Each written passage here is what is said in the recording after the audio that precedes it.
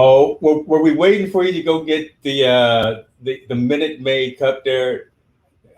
You know, it is never a dull moment without you, brother. But the tall boy, how are you, man? How are you? Man, it's season 2. It's a new year. We're back, baby. It's the lab, and it's tech time, man. I love this, bro. You have no idea. This is our time. That's true. This is CES kinda virtual, whatever that means. We're gonna dive into that and talk about that. But this is really the reason why we started doing this. Back in September, October. Well, no. So no, we've been running the streets doing CES Consumer Technology Show, covering these types of events for over a decade, and it's very strange this year. Not physically being in Las Vegas with the sore feet, walking up and down Eureka Park, walking up and down all the different casinos and things like that. So, it's tough, but, things are happening. Things are still matriculating, and you know what? Nothing can hold us down. And let me tell you something. We got some winners behind the curtains right now. I'm just gonna put it to you like that, right? That's right. The lab has always come through with providing timely, relevant news to the consumers and non-biased reviews, non-biased product information. Tallboy, talk to us a little bit about, first of all, your impressions of what CES has been thus far for you from a virtual perspective. Okay, so before we do that, this would have been my 8th year at CES. Ooh, you're an old man. I know, my 8th year. Last year, I broke my streak because I did not go last year because I was in Morocco and London on New Year's, and there was no physical way I could have made it. So I literally broke my streak. So this year, we find out that it's all virtual, and we find out that it's all virtual. It's been interesting, shall we say, trying to find companies, trying to chat with them, trying to set up meetings, you name it. We've been trying to do it. We found some great people, some great companies. I've met some people, and I've asked them to come on to this show. I don't want to really tell it all, but I think the solid state drives, I think the educational, the breast pump, I think I said that in my promo earlier. I'm not sure if all of these companies will be here today.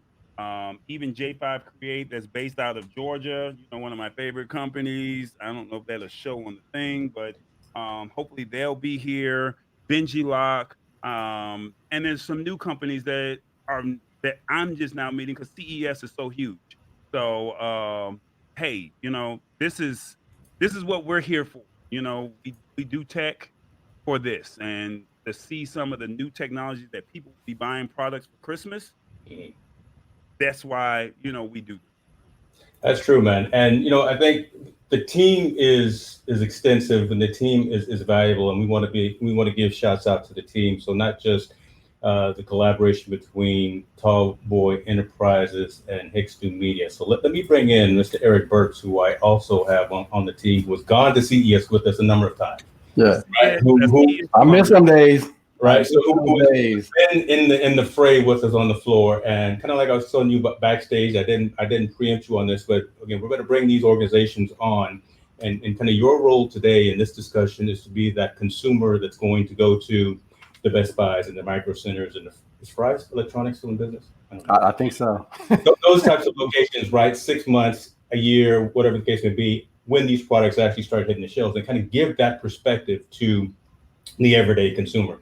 Okay. We're at the virtual events, right? We've gone through press day, all Monday, started at 4:00 in the morning. So we've gone through those conversations, but we would really like to have you kind of as that third person looking in and say, how does this product really benefit this particular target market and things like that? So without further ado, Tallboy, talk to me, man. How would you like to proceed with this? Because again, we've got some winners standing in the background, and they are clamoring to get on stage and talk about their products. I am at your mercy, sir. All right, so I think 10 minutes tops, because we have a lot of companies that are in here now and that will be coming in later. I have a 10-minute timer on my phone. Yeah. So when you hear the beep or you hear something go off, we'll try and wrap it up as quickly as possible, but we're going to drive the conversation. Eric, myself, and James will ask you questions about your product, who is it designed for, what's the price point? What else? Where can they find it at? And how does your product fits the average consumer need? Please leave your email address. I think you should have put it in the show notes in the private chat, but we'll constantly repeat this as new people come in. Put your website up so James can have it on the scroll, and we go from there. Outside of that, I don't think that this will be too hard, but I mean, it's CES and it's virtual.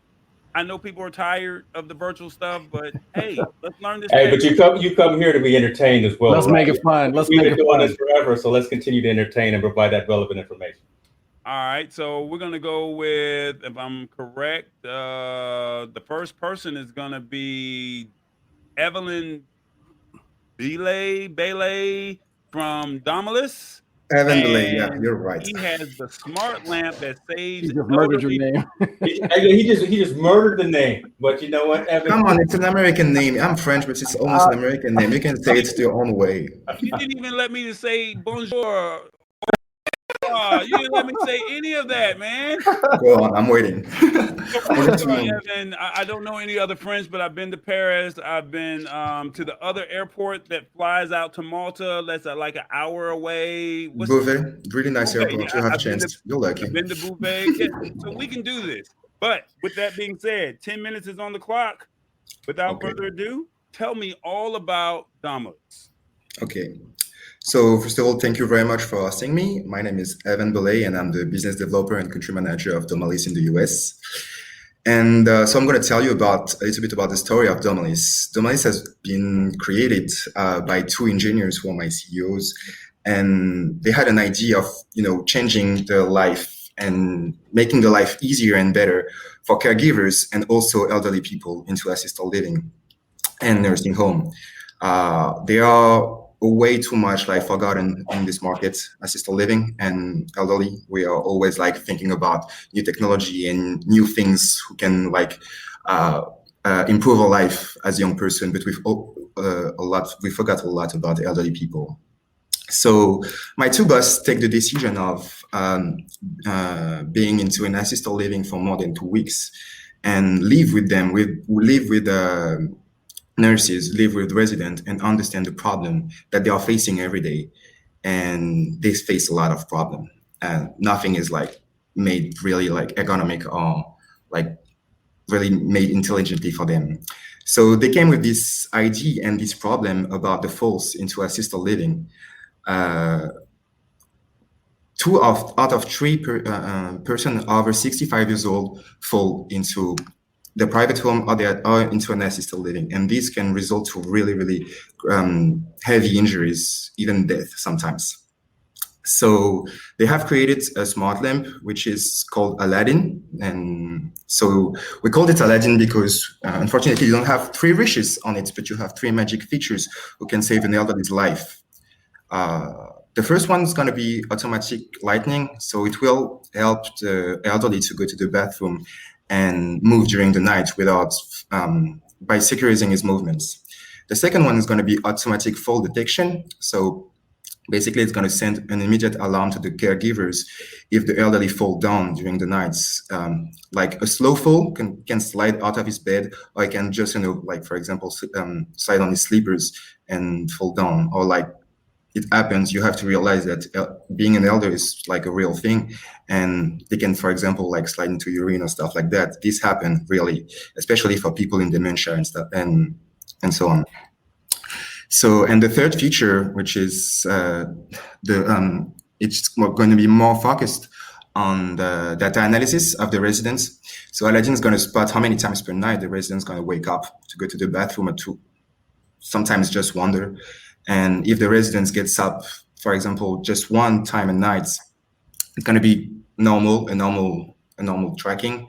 And if suddenly the residents wakes up 5 times to go to the bathroom or others, you can see that there is a new pathology settling. Or for example, in not waking up anymore and staying at bed really late. This can show you that there is something changing into his organism, into his body, and then you need to react really fast. So the caregiver will be able to call the doctor if any change occurs. With those 3 features. I want to say magic, but they're not magic. We just think a lot about it, and we work a lot about that.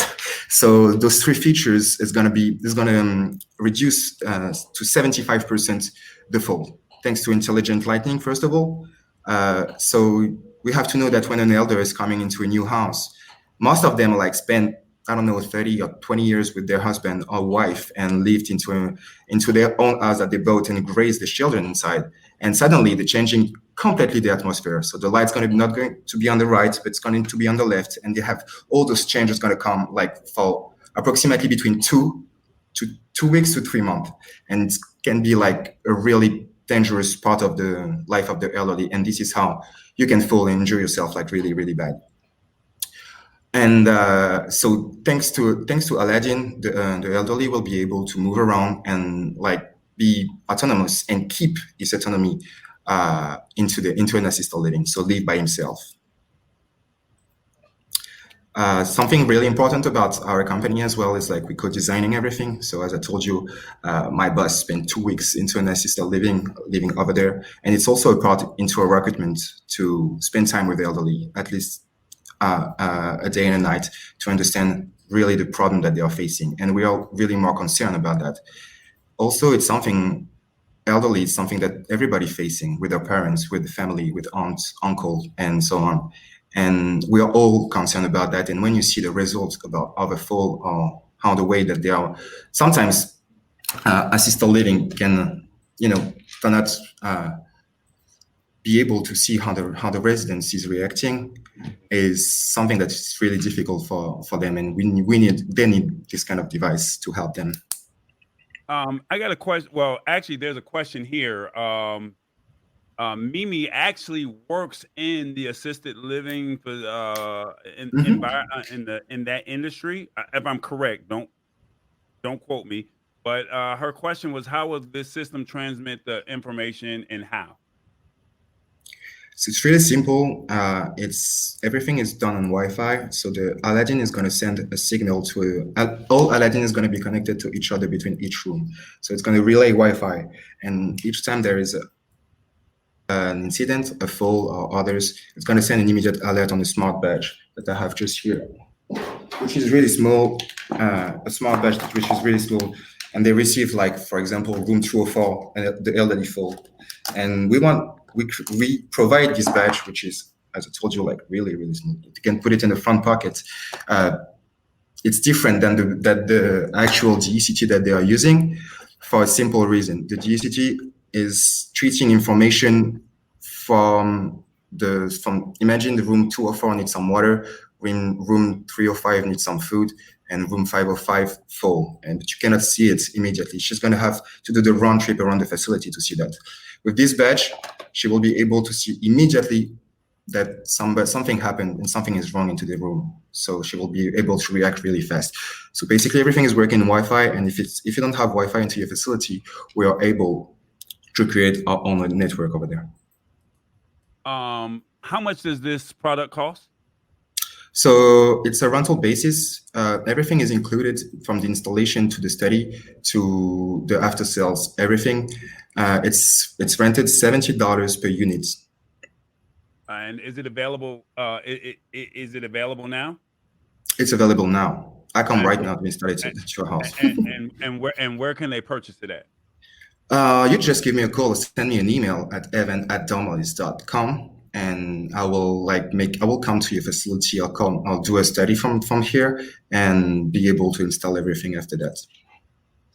And everything is for free.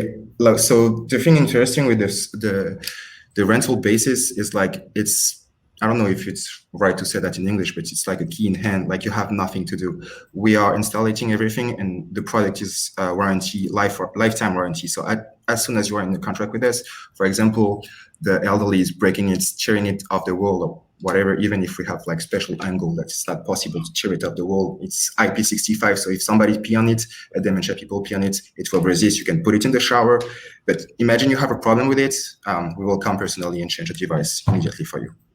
All right, and you got about 30 seconds. Why should somebody purchase this? And why should a company or a individual purchase the product? I mean, for a company, you know that it's different in my country, but in America, lawsuits are like really common, and they happen into assisted living. And there's an actual real story about assisted living closed by a fall and a lawsuit by that. With that, in Europe, we are able. We have more than 1,000 clients, and we are able to say, imagine the family want to bring them to court. We are able to say that, hey, the nurse reacted in less than 30 seconds and came to the room. And for a private person, it's really simple. Everybody want to take care about his elder and parents. All right. So real quick, James, can you put their website on the ticker real quick? Yeah, I did. And you know what? That's some interesting stuff. And we got a couple of other questions. You definitely sparked some interest from a lot of the folks because they're in that demographic, right? And then I guess we'll reach back out to you because want to know, is this monitoring happening 24/7 around the clock? And how do folks wear that, when they're sleeping and things of that nature? So you've definitely sparked some good interest. So thank you very much. What's your email? Just one last one thing. Evan at domalys.com. Sorry. Just one last thing. So something about monitoring. We are monitoring residents, but it's really important for us for privacy. And so Aladin doesn't have any camera on it. Everything is done by artificial intelligence and also motion sensors. Gotcha. All right. So if you're interested, you don't want to see your mother on the ground and somebody sees her like that. Correct. That's true. Something like no. So if you're interested, this is for folks that are in assisted living, correct?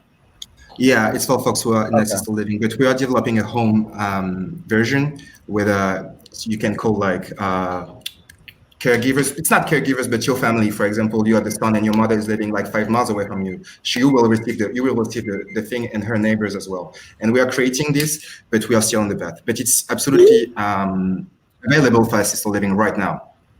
All right. So if anybody that's watching right now, Evan, EVAN at Domalys. That's DOMALYS.com. It's right there on the screen. Thank you so much for your time. Thank you very much, guys, for asking me. We'll follow up with you before the end of Q1 so we can have you back on the show for a more in-depth conversation. Yes, sir. Perfect. All right. Thank you very much, and Happy New Year, everybody. Thank you. All right, guys. So what'd you think, Eric? I think I didn't get to ask any questions. Eric, you got to jump in. Hey, you are secondary. The audience is the primary. I get it. And what's cool is that they're asking the questions, and that is one thing that I did see kind of prevalent this year. Yeah, a lot more personal safety types of pieces of equipment. A lot more masks. Masks aren't going away, right? I've seen like Razer come out with masks that have I think they got speakers in them or whatever. They got built-in ventilation. They've got headphones built. So those types of things are with us for a while, and we're seeing companies build technologies around personal safety, right, hygiene, and things of that nature. So I like it. I think it's hey, becoming elderly myself, it might come in handy. Gotta love it. All right, so who's the next one? I think if I'm correct, it was Carter from Biwin. Here's a funny story. I just received this email, so I jumped in on their room today. And when I was jumping in on their room today, I was asking questions about their solid state drives and what was so important about solid state drives over hard drives. And now that we're all working from home, or we have home-based businesses, you need a hard drive. And I think I asked somebody could they come in and do our show today, and Carter volunteered, and he saw my name. And it was funny because Carter said that he saw one of my videos on YouTube, and when he saw the video on YouTube, he actually was very descriptive in my content, and to be in his room while they were talking about their product, it was kind of full circle, and it was very humbling to hear Carter say, I know your work. So thank you so much for joining. That's what happens when you put quality out there, but that's what happens when you put quality work out there. Yeah, I appreciate that, man. So it's Biwin, the solid state drive company. Yep. And Carter's going to tell you all about it. Let me get my 10-minute timer on deck. Eric, you better get your questions in because I'm going to drive the conversation if you don't, okay? And anybody that's watching the show, feel free to ask your questions while you're here because Carter is here to assist. Okay, and we All might right. have a surprise for you at the end. Starting now. All right, so I'm gonna be quick and simple since we only got about 10 minutes here. A little left. Yeah, so I'm going to go over two products, or two sets of products. One is with our partner. So Biwin here is we've been working with memories since the year 1995. So it's been about just slightly over 25 years since we've been in the field. And but it wasn't until recently that we partnered up with HP. I'm pretty sure everybody here should be familiar with the company HP. We partnered up with them, and then we pushed out some products. And the products in question, let me share the screen real quick. So the product in question here, can everybody see it? If you could move it over. Okay, so this one right here, the one we're looking at right here, is the P500. It's a compact, solid state drive, portable drive. You can bring it anywhere you want. You can easily fit it inside your pocket, inside maybe your laptop bag, inside your backpack, anywhere, even in your purse. Potentially even in your wallet, depending on how big your wallet is. But you can bring it around anywhere you want. It's at the grasp of your fingertip.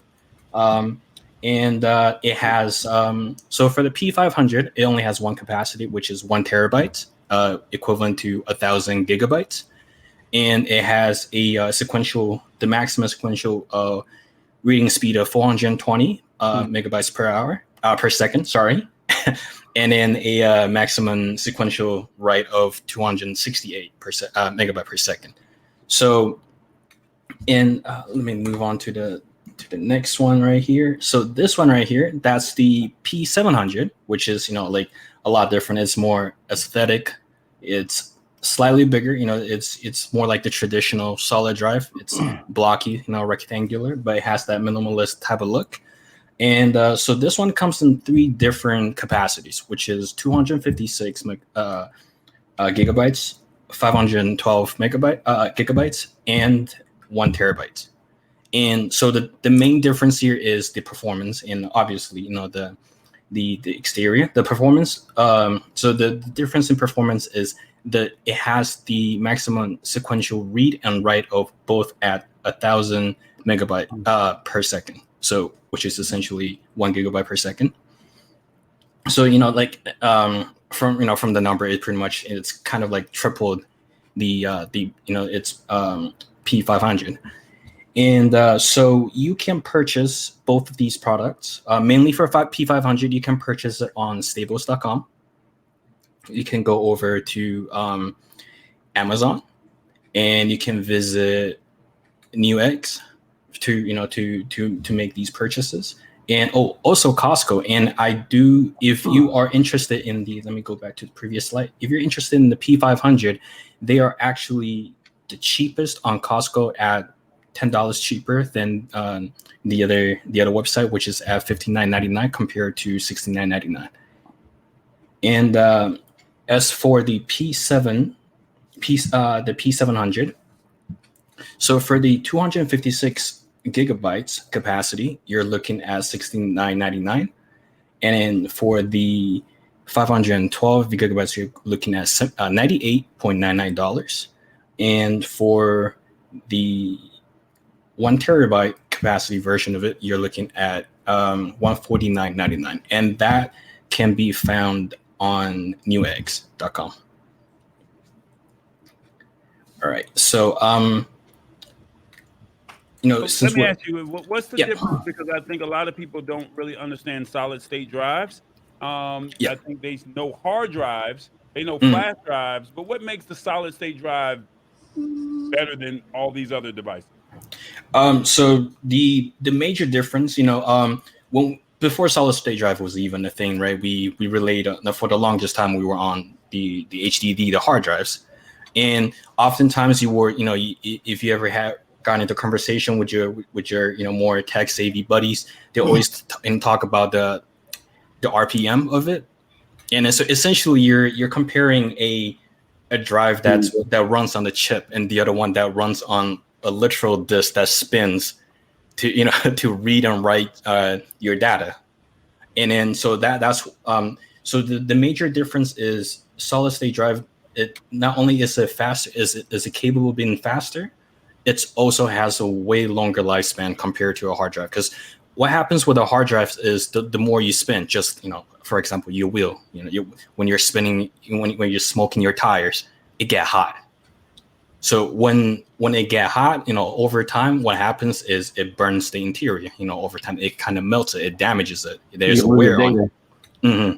So eventually, you're looking, the more you use it, the more it's running, the more tasks, the more tasks that you run onto it, essentially you're looking at a lesser lifespan the more you use it. But whereas solid state drive doesn't really face that same problem, because it simply does not reach that type of heat when you are using it, even when you're processing a lot of stuff on your laptop or on your desktop.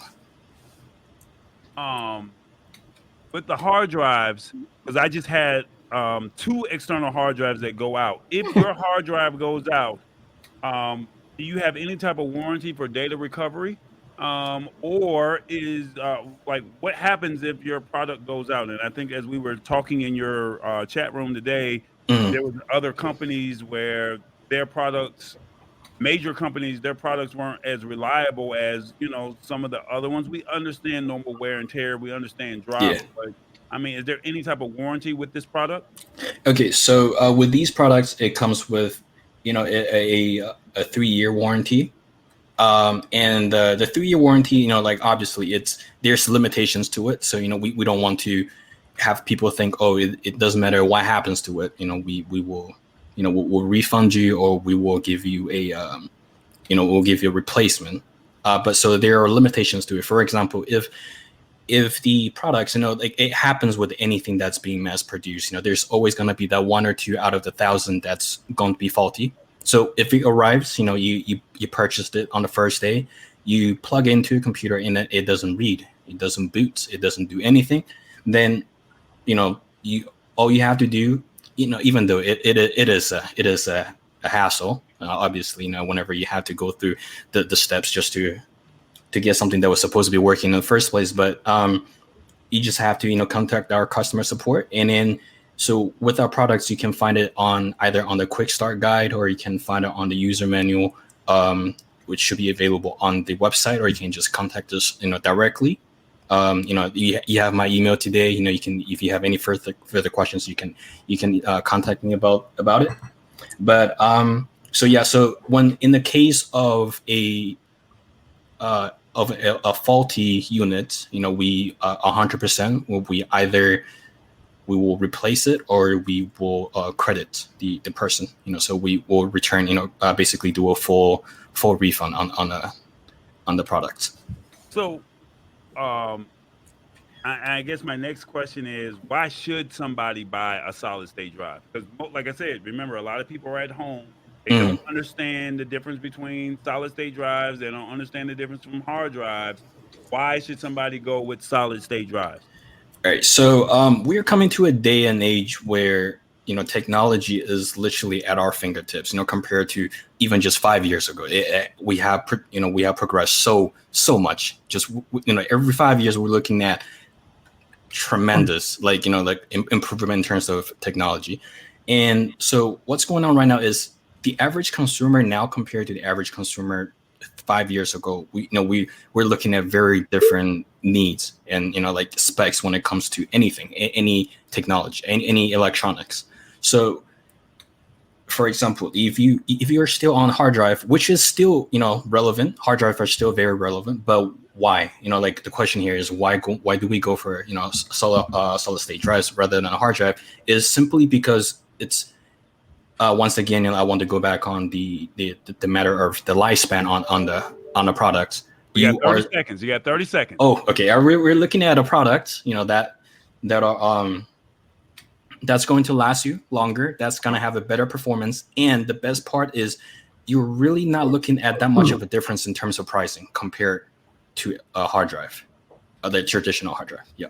All right. So with that being said, I didn't see any questions for solid state drives. Well, but we're gonna find a way to do a giveaway maybe at a later time and date, or maybe we can bring you back. Hold on 1 second, though, Corey, because there was actually a question in terms of some of those distribution channels. And Corey, you were talking about where it was available, and I just wanted to see, some of these big box brand names, right? So something like a Walmart or a Best Buy, are your products going to be available there as well? Okay, so for HP, obviously down the line we're looking to pursue after different retailers, and then brick and mortar stores, like for example Best Buy, Walmart's, Target, so and so on. But for now, especially given with the situation we're in that during the pandemic, it's a lot easier. I understand not everybody's comfortable with online shopping just yet, but it's a lot easier to access all these resources online right now. So for my recommendation would be potentially even Costco was an option to it, actually. Like I said, for P500 you would get the best price at Costco at $10 cheaper. It's they do want to be a little bit competitive with the pricing. So and as for the P700, unfortunately you will not be able to find it at Costco, but you will definitely be able to find it on newegg.com, and you'll be able to see all three capacities. Yeah. All right, so if anybody's interested, what's your email address real quick so we can get it on the screen? It's carter.wang, W-A-N-G, at biwintech.com. All right, so if anybody's interested, I see that there's people that's dropping in and out of the stream. So if anyone is interested that watches the replay, feel free to shoot Carter email, or feel free to go to their website, biwintech.com. And like I said, solid state drives is the new technology. As Brian Wallace has said, solid state is everything. So thank you so much. Hey, we got to give him that comment. Put that comment up there, James. Can you put it up there real quick? Let me stop laughing first, because I put it up there, but that is true. That is it is everything. Carter, thank you so much. We will follow up with you again before the end of Q1 so we can do something more in depth with you on the lab. We do this show every Wednesday, so I'm pretty sure we can find time to get you in and you can talk more about this as well. Right? And then so because I don't think I will be able to stay until the end of this. So like we agreed upon, there will be a giveaway that we're still trying to figure out how are going to do it. But then we don't have much time here. But I will be in contact with Corey, and we're looking forward. No one knows my government. Oh, I'm so sorry. Not the government. I'm extremely sorry. Yeah. Oh boy. Yeah, but yeah. All right. Well, we'll maybe we'll hold off until we bring you back on to where you have more time. How about that? Yeah, for sure. All right, man. I look forward to talking with you real soon. Thank you so much for coming on, and enjoy the rest of your CES, man. All right, you too. All right. See ya. If you don't mind, can you drop out? Not trying to be rude. We have other people that are trying to join in the room. So are you trying to say that this is the happening place to be for a roundup of CES? Hey, man. I'm just trying to show love to everybody. That's all I'm trying to do. Carter, thank you so much for stopping in. We'll follow up before the end of Q1. All right.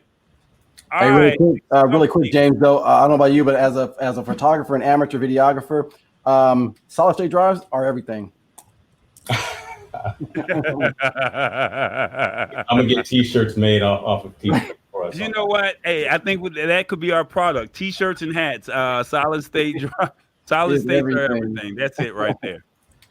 All right. So who's next? Who do we have? I think we had Corey that came in, and Corey is, if I'm correct, let me see.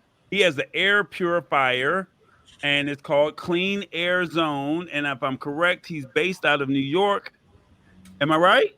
You got it. Yeah. All right. I got my Falcons. I don't know about your Giants or your Jets. Oh, there you go. Even though we had a horrible year, it is what it is. But we degrade as we go further down the show. It gets more and more personal as it goes further down the show. Bear with James. He's on the West Coast. He has no idea what he's talking about. All right, man. You got 10 minutes on the clock to talk all about Clean Air Zone. All right. I'll try not to bore you. So I work in the research and development department for Clean Air Zone, and we design green air purification technologies. So I work with a great crew. We've got a bunch of guys and gals, engineers, scientists, biologists, award-winning industrial designers and technicians. And so what we did is we essentially took a step back. Obviously, the world's changed overnight. One of you guys alluded to it that, hey, masks aren't going away. We're now aware of air. We are so aware of air quality. We wear filters on our face now. So that's not going away. So what is going to happen is we are going to have a new normal. And that new normal is going to include air purification. It's going to be at our homes. It's going to be at work. It's going to be in our bedrooms. It's going to be in public places. So we're seeing the market flooded with a ton of tech, some old stuff, some new stuff. And what we did, though, is we took a completely different approach. So our technology is fundamentally different than everything out there. So we're actually not bringing you something new. We're actually bringing you something quite old. So we took a step back. We said, how has nature been cleaning the earth for billions of years while we're out there trying to invent a way to purify the air? And so what we found is that it does a really good job. There's two primary ways that we identified that it does an excellent job. And the first thing it does is it captures pollution. Now, how does the environment capture pollution? Falling water, rain, waterfalls. Falling water has several mechanisms that allow it to grab, capture pollution, hold it, and take it right out of the air. So that was step one. Step two is that it has biology, live active enzymes that go to work at digesting and breaking down the pollution. It's absolutely magnificent how powerful it is. We don't even have to invent anything or do anything. So all we did is we took these two mechanisms that happen in nature and we said, how can we bring that inside? How can we bring nature into our homes and start purifying the air? And so we essentially developed a machine, a purifier, that uses running water on the inside, and we force the interaction with the air by cycling it through this falling water.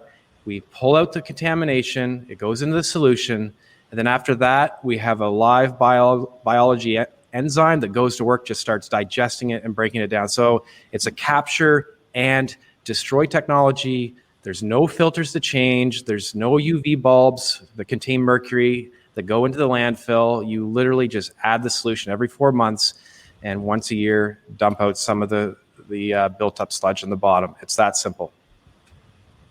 Now, my question is, how much does it cost? Okay, cost is MSRP is going to be $1,495. That's a lot of money, man. You can't put a price on good air and clean health, though, really. There you go. Hold on. Let's pause right there, right? Because again, there's the value, right? So yep. Yeah, we talk about all these things, and you're willing to spend. I'm going off on a tangent now. I'm sorry. You're willing to spend $1,000 for a phone or whatever the case may be, but that point that you just made right there, man, right? How much are you willing to spend for clean air and a healthy living environment? Exactly. That's an interesting point that you make there. So, all right. So, can we see the product? How tall is it? Because that was one of my questions that I wanted to know. Sure. I think I see it right behind me. Right behind you. So, do you mind? Yeah, want me to go grab it? Bring it over? Yeah, bring it wow. on. All right. Hey, look, you got 6 minutes. The show is yours, baby. Live demo. I was waiting for him to turn around just like this. He's got the actual product. So it's about the size of the doorknob, the size of no disrespect, but about the size of a trash can. No, too, but it's not trash though. It's clean air. It produces clean air. So my question for you is, who is this designed for? Is it designed for consumers? Is it designed for corporations? Who is it designed for? All of the above. So when we designed this, we wanted it to be easy for the average consumer to use. We simplified the controller interface. We made it super simple to maintain, so you don't need tools even to change parts. If a fan goes down the road, that's easy to replace. If a pump goes, there's only two components with moving parts, so very, very simple on the inside. We do have it designed so that you can direct plumb it in or add the water manually. So that's a good point. Okay. Yeah, if it's going into an office, and let's face it, it's back in the days where everybody had bottled water, nobody wanted to change the bottle of water. So we try to take that issue off the table and just make it super simple. Just plug it in and breathe the air. Now, I think it's Hit the Spot 1006 says, does it come in different colors? I posed all this yesterday. But you're noticing, right? So again, you thought maybe that this was going to be a conversation that maybe didn't resonate, but you're noticing that you're getting all of the engagement from the audience right now, really contemplating something like this. So again, it's a price versus cost thing. Yeah, you told us how much the dollar value is or the dollar amount is, but you've got relevant questions coming in now, looking at this technology of how many does it come in and match to the core of my house, right? Tammy will probably want it in red to match with her kitchen appliances. I know, but talk to us about that. Guys, this is a novel technology. This is new to the market. So to keep things simple, it comes in one color. It's a beautiful design. It's kind of like Henry Ford. You can have any color you want as long as it's the white and black model that we have here before us. So we just had to keep it simple this year. And who knows, maybe we'll bring out some other color schemes down the road. Now, in terms of square footage, what is it the one size fits all, or are you able to, I guess in the future, will there be smaller ones for a smaller square footage? Yeah, absolutely. So the beautiful thing about this technology is it's 100% scalable. So right now, this 100 series model is what we're launching. It covers up to 1,200 square feet. So that covers a pretty good area. We do have some demand for smaller models that you can put on your desk at work. That's in the pipeline. Currently, we do have some larger models that are more for industrial and commercial applications. They're a lot larger. They're not as pretty, but they get the job done. They're an absolute workhorse. In regards to spend point, I literally did the math, and I said $14.95 divided by 12. That's $124.58 a month. So, I mean, when you start to think about $124.58, that is the size. That's what you pay for your cell phone bill. That's probably, a couple of those programs, James, that you're trying to get rid of. That you said that, hey, we need to cut back on some of our Hulu and our Netflix and all of that. Why are you putting my business all in the streets like that, right? It's 2021, man. I mean, we're letting some stuff go and we're bringing some new stuff in. Okay. And I think it's all about the clean air. We're recording, right? And now you're just talking about all my little. What's the new one that I just got? The Discovery Plus. Yeah, I got that. Well, I'm deviating again, but yeah, I got Discovery Plus now too.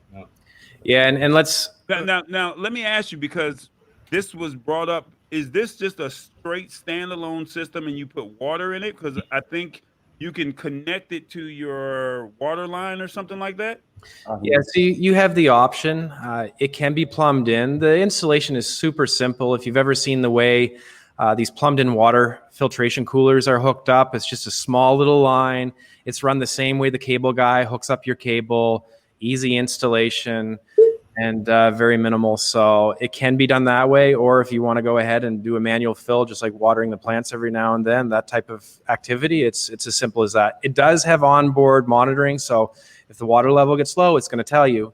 Nice. If there's an issue with a component, it does diagnostics. It's going to alert you. And it even has a Wi-Fi built-in module that'll send us an alert, and we'll reach out to the customer and let them know, hey, something's wrong. Nice. So you got 30 seconds. Tell us. It says great. You can use your water. 30 seconds. Tell us why somebody should purchase. Look, what we're filtering out with this machine, we're filtering superfine particles, 0.0001. We're taking care of viruses, bacteria, molds, things that you would normally need 2 or 3 or 4 different technologies. We're getting it all with one technology. It's environmentally friendly. It is cost effective if you do the math on it. And you're getting good quality air, and you're not going to get this quality of filtration out of any one unit out there. I like it. All right. And where can they find it? We will be going through some distribution channels. We haven't released those distribution channels to the public yet, but follow us online. Check us out on LinkedIn or get added onto the newsletter. We'll keep you up to date on that. And if anyone wants to email you or wants to reach out to you personally, if they watch the replay, what do they need to do? Email me direct at Corey, Corey, @caz.us. And like I say, just go to our website, get yourself in the newsletter. We'll send you the updates. And lastly, was there any show specials, or that's just the price? That's the price they gave me. Nice. Right on time. I mean, the messenger. You know what? We're following in line with the messenger. That's good stuff, man. That's good, man. Thank you so much, Great. Corey, for your time, man. Hopefully you enjoyed the lab. Hopefully we can get you back on before the end of Q1 as well, okay? Would love it. Thanks, guys. Bye now. All right, man. Thank you, man. All right. I think the next one that's up. So what'd you think so far? I mean, anything that stands out before we bring in our next guest? Anything that stands out? I think so far everything that I've seen is probably some stuff that I would probably get. You know, like the solid state drive, like we got like 4 air filters going on in our house right now. We can get one that'll knock everything out. That'd be great. It's almost like a humidifier throws water in the air and vacuums it out. I like that. You know, those are things that we normally would get in our household. All right. What about you, James? Yeah, I mean, I'm just again noticing the trend of the year, right? Again, it's looking out for kind of mind, body, and soul, and mind, body, spirit, and also fitness as always. But so folks are looking at making sure that you're healthy. Folks are making sure that elders are healthy, so the fall detection, things like that. We've got some other things that are coming up in a minute about, again, that mental health. So I think that's kind of one thing that's how I'm actually looking at what Max is going to talk about. I'm selfish.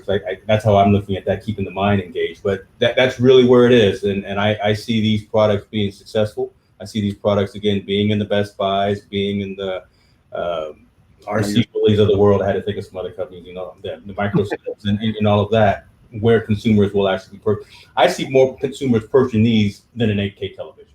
Yeah. I mean, wow. Yeah, 8K TV, that's just too much. That's a want versus a need. 3D TVs, yeah, they were great when we saw them 4 or 5 years ago, but did they really take off? They didn't take off. Will you go out there and get something to clean your air? Yes. Probably. Yes. Will you go out there and get something so that your grandmother, your mother, your father-in-law, whatever, who's over 70, 80 years old, living alone, when they fall down, someone knows about it and can help them? That's right. Kind of. Yes, you will. A little bit more effective this year than dancing robots. I'm just saying, right? Every year for the past 10 years that we've gone, we've seen dancing robots. Yeah, they're cool, they're fun, they're nice, but this is the stuff that really resonates, I think, with the consumer. So, especially for this day and age now, with the COVIDs and the stay home stuff. I mean, honestly, I don't know. I mean, you tell me. It wasn't a thought when it was out of your mind. You don't think about you saw a zombie apocalypse, but you yeah, go to CES and say, oh, what's the next gadget? What's the newest things? But I think these are relevant times, and the stuff that they're putting out there now are relevant to today, the things that are going on today. So yeah. Well, speaking of relevant, we're going to bring in our next guest. His name is Mr. Max Flynn from WOWCube. Remember Rubik's Cube? Well, think digital. Because he has a one-of-a-kind device in the shape of a cube made of 8 connected cubicle modules that allow you to interact with the digital world like a real object. Think Pac-Man in a Rubik's Cube, and you're trying to put it all together. I saw his demo, and I was like, wow, that's different. So, Max, you have 10 minutes. The clock is now starting now. Max, actually, first of all, he just sold it. You need to get Tallboy on the PR team, or because that right there, he just brought you on stage like Steve Harvey from Kings of Comedy. You can't buy that. You got to get that on the payroll. All right. So hey everyone, my name is Filin, CEO and co-founder of Cubus Incorporated. What I have here is the device that looks like a Rubik's Cube 2x2, but instead of being solid color, it covered with 24 high-resolution screens. The icons you can see here are different games or applications. We have pretty many pre-installed in the Cube. We have the application you can download for using the iOS or Android, upload it to your Cube. Let me show you several just to understand how it works. Some of them to understand the concept. So here's say if I want to start the butterfly game, I choose the butterfly game and tap it. Come on. Hey, it's. Oh, you got a little live demo. Sorry about that. So this is the kind of logical game where you need to find the wings of the butterflies and assemble them to one butterfly. Of course, the first level is pretty easy because we just have one here. Once you do, it goes alive. You see the score, and one more move, you goes to another level. We have different games. We have logical games. We have, if I shake it, it goes back to the main menu. So we have sensors. It understands when you tilt it, then you twist it, or you shake it. So what is it for? Of course, mostly it's for gaming. And in modern world, kids like play games. They're staring in the flat screen on the device, holding it close to their eyes, and staring in one point. That entire surface is a screen. So you're acting both in physical and virtual realities, interacting with the objects. And in the same time, it's designed to hold it far from your eyes, on your arm's distance, because you need to always think in 3 dimensions. Like we have, let me show you one of the most interesting arcade game made by our team. We create hardware. We also create the SDK, so you can download the software development kit and create your own applications and games and upload to our app store and to allow users to play with it. So here we have the ladybug going on the past, and you need to collect all these berries, small berries, and you with your real hand, you change the shape of the device, shape of the screen, and you build the path for the ladybug. Okay, so, but it's not only for gaming. When you're not playing it, then you're not playing your WOWCube. You can put it on the charging dock station that you have in the box. This kind of charging dock station. Oh, the game is over. And it turns to it's connected to your smartphone using Bluetooth protocol. So you can basically use each of these screens as you want. You can show the Instagram pictures of your family. It turns to a digital photo frame. Weather in Los Angeles, time in Moscow. It can show the I don't know, any other information. We have this application with widgets. You can launch this application. Let me launch it for you. Oh, I don't know. It just works. Okay, it doesn't matter. So we have application with a night lamp. Then you put it on your nightstand if your child afraid to sleep in dark, and it turns to a lava lamp. Oh yeah, finally. Here is the widget application.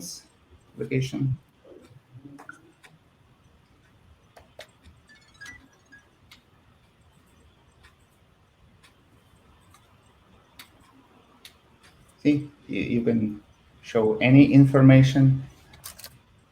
It's going to be like put him on the main screen, James. Put him on the main screen.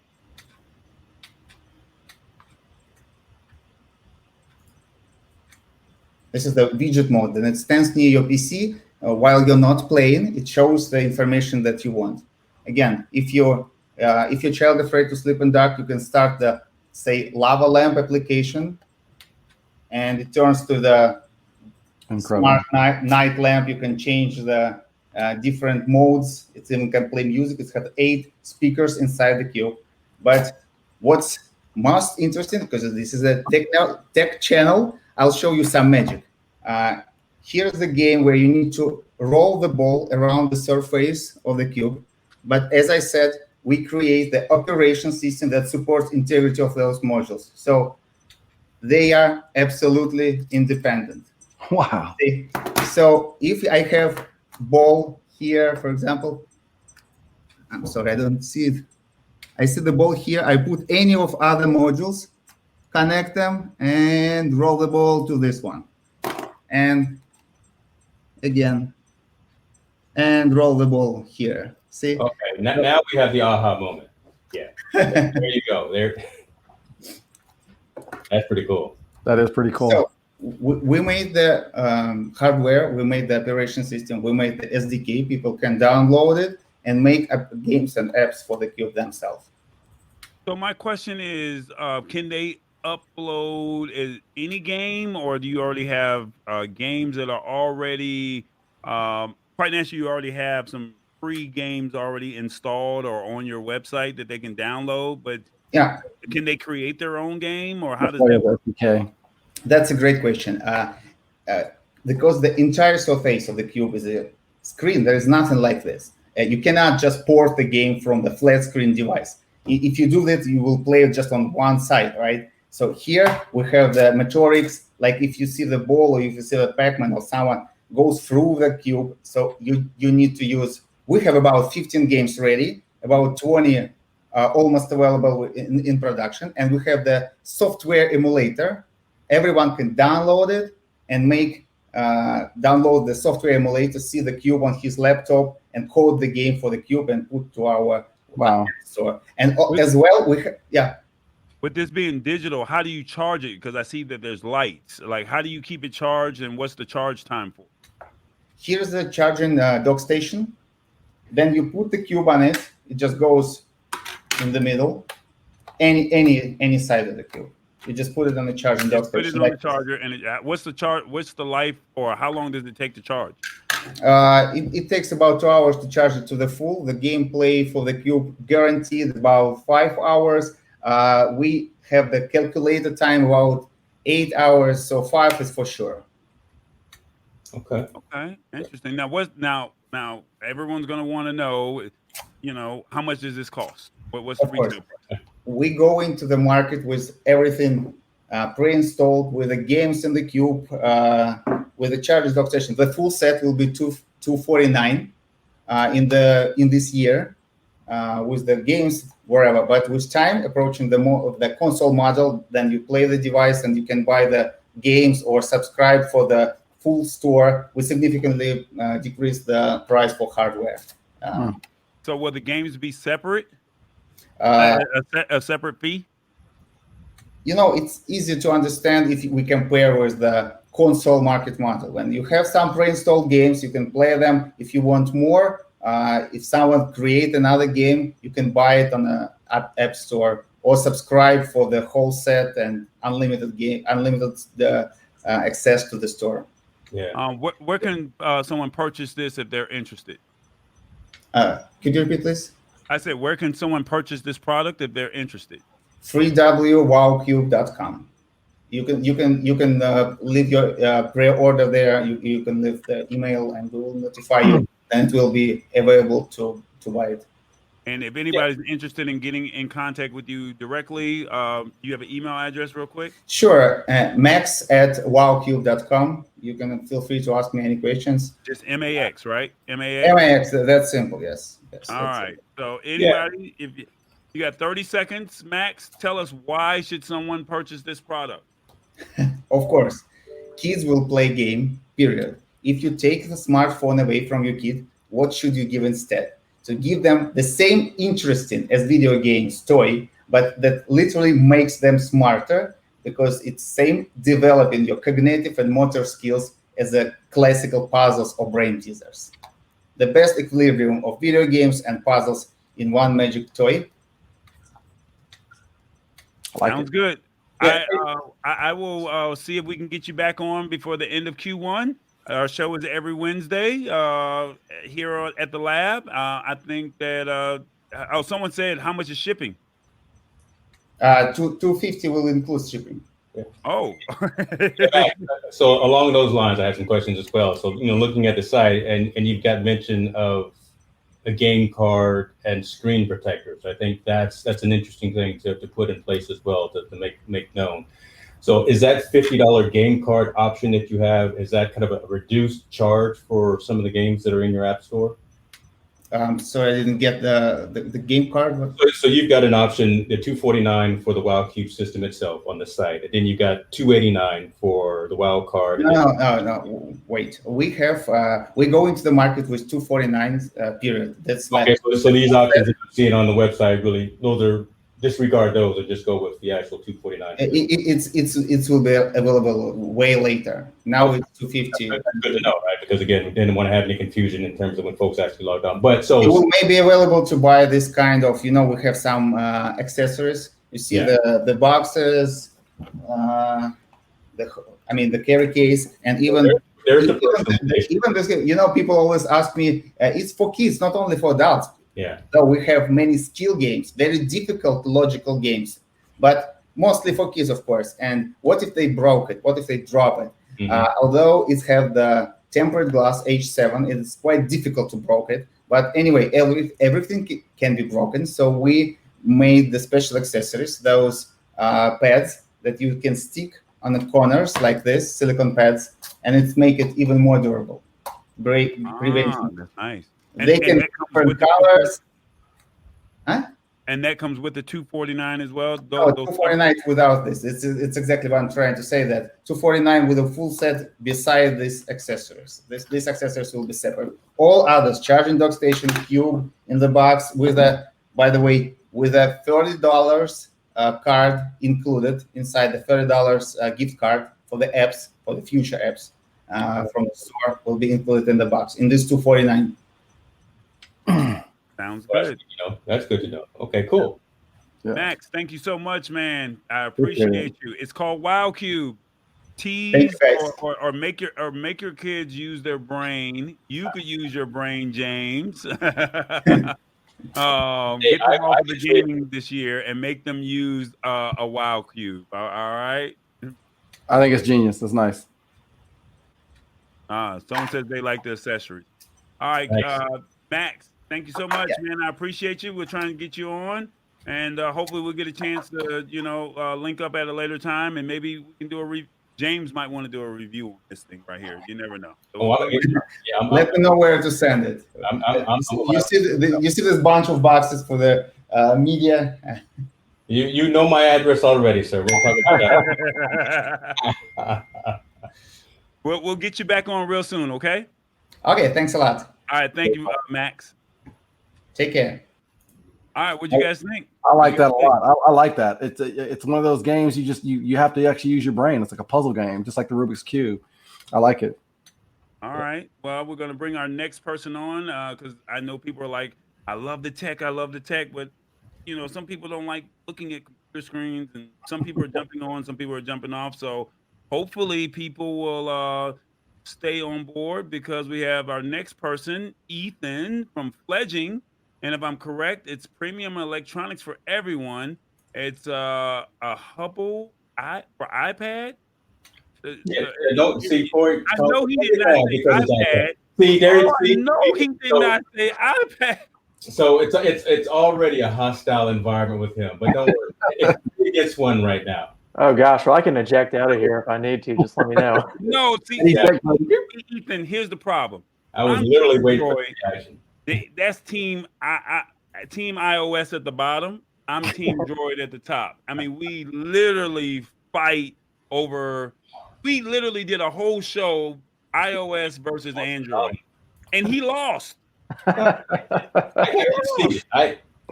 can see it.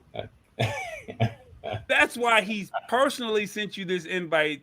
He had to get an iPad. He had to get Ethan, the floor is yours. You have 10 minutes. Well, James, I will do everything I can to make it right for iOS. So let me get in there. First of all, I appreciate you saying it right. Fledging is what we are. A lot of people go with fledgling. We're actually trying to win the Google battle against Merriam-Webster right now, so that helps a little bit. So we are a consumer electronics startup here in Birmingham, Alabama, which is, of course, the most natural place in the world for consumer electronics. Before I just want to say one thing. Roll Tide. Roll Tide. Hey, Roll Tide. We agree on that. Man, this environment just got a lot better. I love it. There you go. Go ahead now. I love it. I love it. So yeah, what we built is Hubble for iPad. What we looked at was the iPad Pro, the USB-C series from 2018 to 2020, and then we timed it really well with the new iPad Air. And what we realized is there's a lot of hubs in the world. You can go online right now and search for USB-C hub, and there's going to be pages and pages and pages of hubs, and they're all pretty good. They work okay. Some of them, they'll wear out that USB-C port. Some of them wear out your battery. Some of them, the ports aren't great, but hey, they do an okay job. And then there's a bunch of cases in the world. There's cases, hard shell cases, leather cases, plastic cases, all kinds of stuff. The thing that's always driven me nuts about cases is the iPad looks really cool. It feels good. It looks good, especially now, you got the space gray. It looks awesome. And then people hide that inside a case. And that just drives us up the wall. So what we wanted to do was build an accessory that combines a hub and a case, and it really makes a super tablet out of your iPad. That's what we think we've done with Hubble. So you can see here, we got the iPad in there. This is the 2020 Air. And actually the outside material looks and feels just like the iPad. There's really no difference other than we got the cutout. got the hole for the camera, got the magnetic cover, kind of everything you expect. And what we've done is really just integrated the whole thing. You can see it doesn't really add a lot. It's about 1/8 of an inch to the total height. It's about 1 inch to the total length, which actually provides a good little handle for you. We're actually shooting the video for Hubble for the Kickstarter campaign back in October, and we gave a Hubble to one of the guys on set, and he proceeded to use it in his Pro for the entire shoot while he was working on it for Hubble. So that was pretty cool. But what we've tried to do ultimately is just give you everything you need in one spot. You don't want to go shop for a hub. You don't want to shop for a case. You know, a lot of people these days, they're using iPads in place of computers. They're using them as basically giant phones. They're carrying them everywhere. And we just see a lot of stuff that doesn't work, so we wanted to make something that does. A couple of quick features just to run down. Other than the aluminum case, it's got the full Apple Pencil support, just magnetically attaches there. I'd show you my Apple Pencil, but my dog was chewing on it this morning, so I'm not going to show that off. And then for the hub on the bottom, don't know if y'all can see that, but you got the Nice. 3.5 mil audio jack, got the 4K 60 hertz HDMI, got SD and micro SD for the photographers who want to edit in the field, got USB-A or USB 3.1, depending on what you go with, got USB-C, that's 30-watt charging, and then USB-C for data. And then my light's kind of blind in and out, but this for us is one of the coolest things. It's an on-off switch. And as small as that sounds, if you've ever used one of these hubs, they will wear your battery out.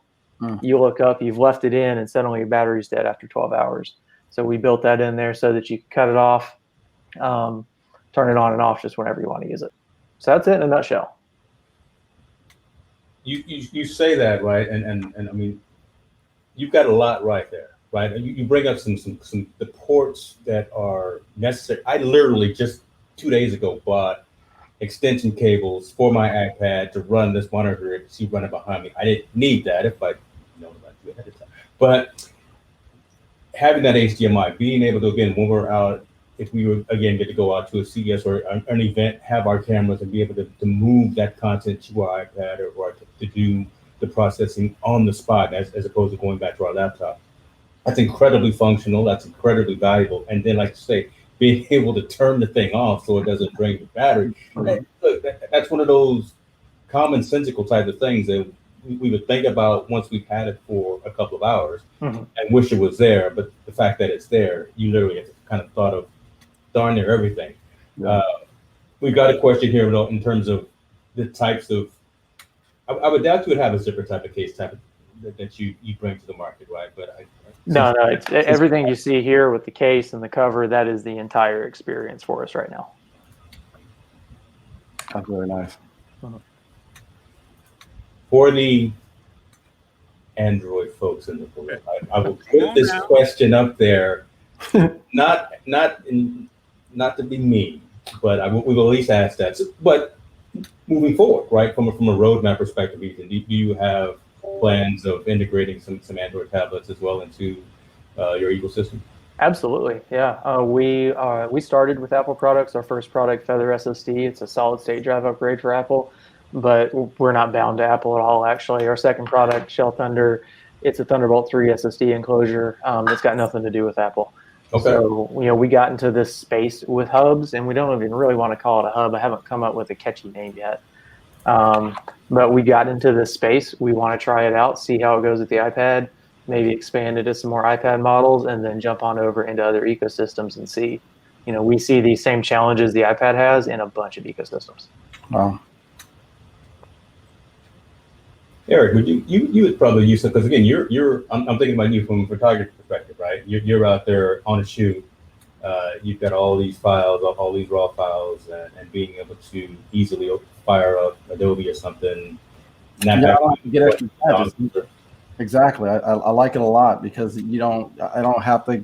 Yeah, I mean, I have an SD drive, of course, to keep a lot of my images, but the things that I want to work on, I want to be able to just take that card out of the camera, pop it into the the Pro, and then kind of edit it at things that I want to go ahead and put out there right away. Yeah. I think it's amazing. I think that is just, man, I love technology. This is our week for sure. Which iPad models currently do you support? Is it just the Pro or is it also the Air? So it's the Pro 2018 through 2020 with USB, and then it's the brand new iPad Air 2020 with USB-C. Okay. And we support both sizes for the Pro and, of course, the one size for the Air. What's the retail price for this for the iPhone or iOS lovers? It's a lot cheaper than an iPhone. The smaller version, that's for the Pro 11-inch, and the Air 10.9-inch is $100, and the larger version, the 12.9-inch, is $110. That is nice. See? So I guess I would ask this again. So we're just taking you over right now because these are Apple products. But where right now are these going to be? Tim Cook going to let you in his store? You know, we don't have those connections yet, but if y'all can introduce this to Tim Cook, he is an Auburn guy. So. Names, right? I'm dropping names. I gave the company 8 years of my life, so I know some names, but I don't have those type of connections. Yeah, he's an Auburn guy too, so we'll see what he says when I call. But nice. Yeah. So right now on the site, Fledging. Yeah, it's live on fledging.net right now. We've been selling them this week. This is our commercial launch through CES. We did a small Kickstarter in November just to get some attention, see what people thought. Went reasonably well, but we are commercially live right now. We ship anywhere in the United States for free. International, let's have a chat. I can't get into all that with every country. And then we do have a big Amazon presence for our products, but we do not have this available on Amazon quite yet. Okay. So what does that mean, right? Because again, if I go to Amazon and search for it, I'm sure I'll see. What does that mean? I don't want to. Yeah, so we have our listing live. We haven't set it up for Prime yet, just because of how that works. You got to maintain a whole offsite inventory, and it's a whole thing. And then with USPS delays, we've backed away a little from the Amazon store. They're chomping down on sellers hard for the USPS delays. Wow. Yep. But it's on fledging.net all day, every day. You can reach out to me personally if you want to chat more about it too. I love talking about the thing, so I'm happy to chat.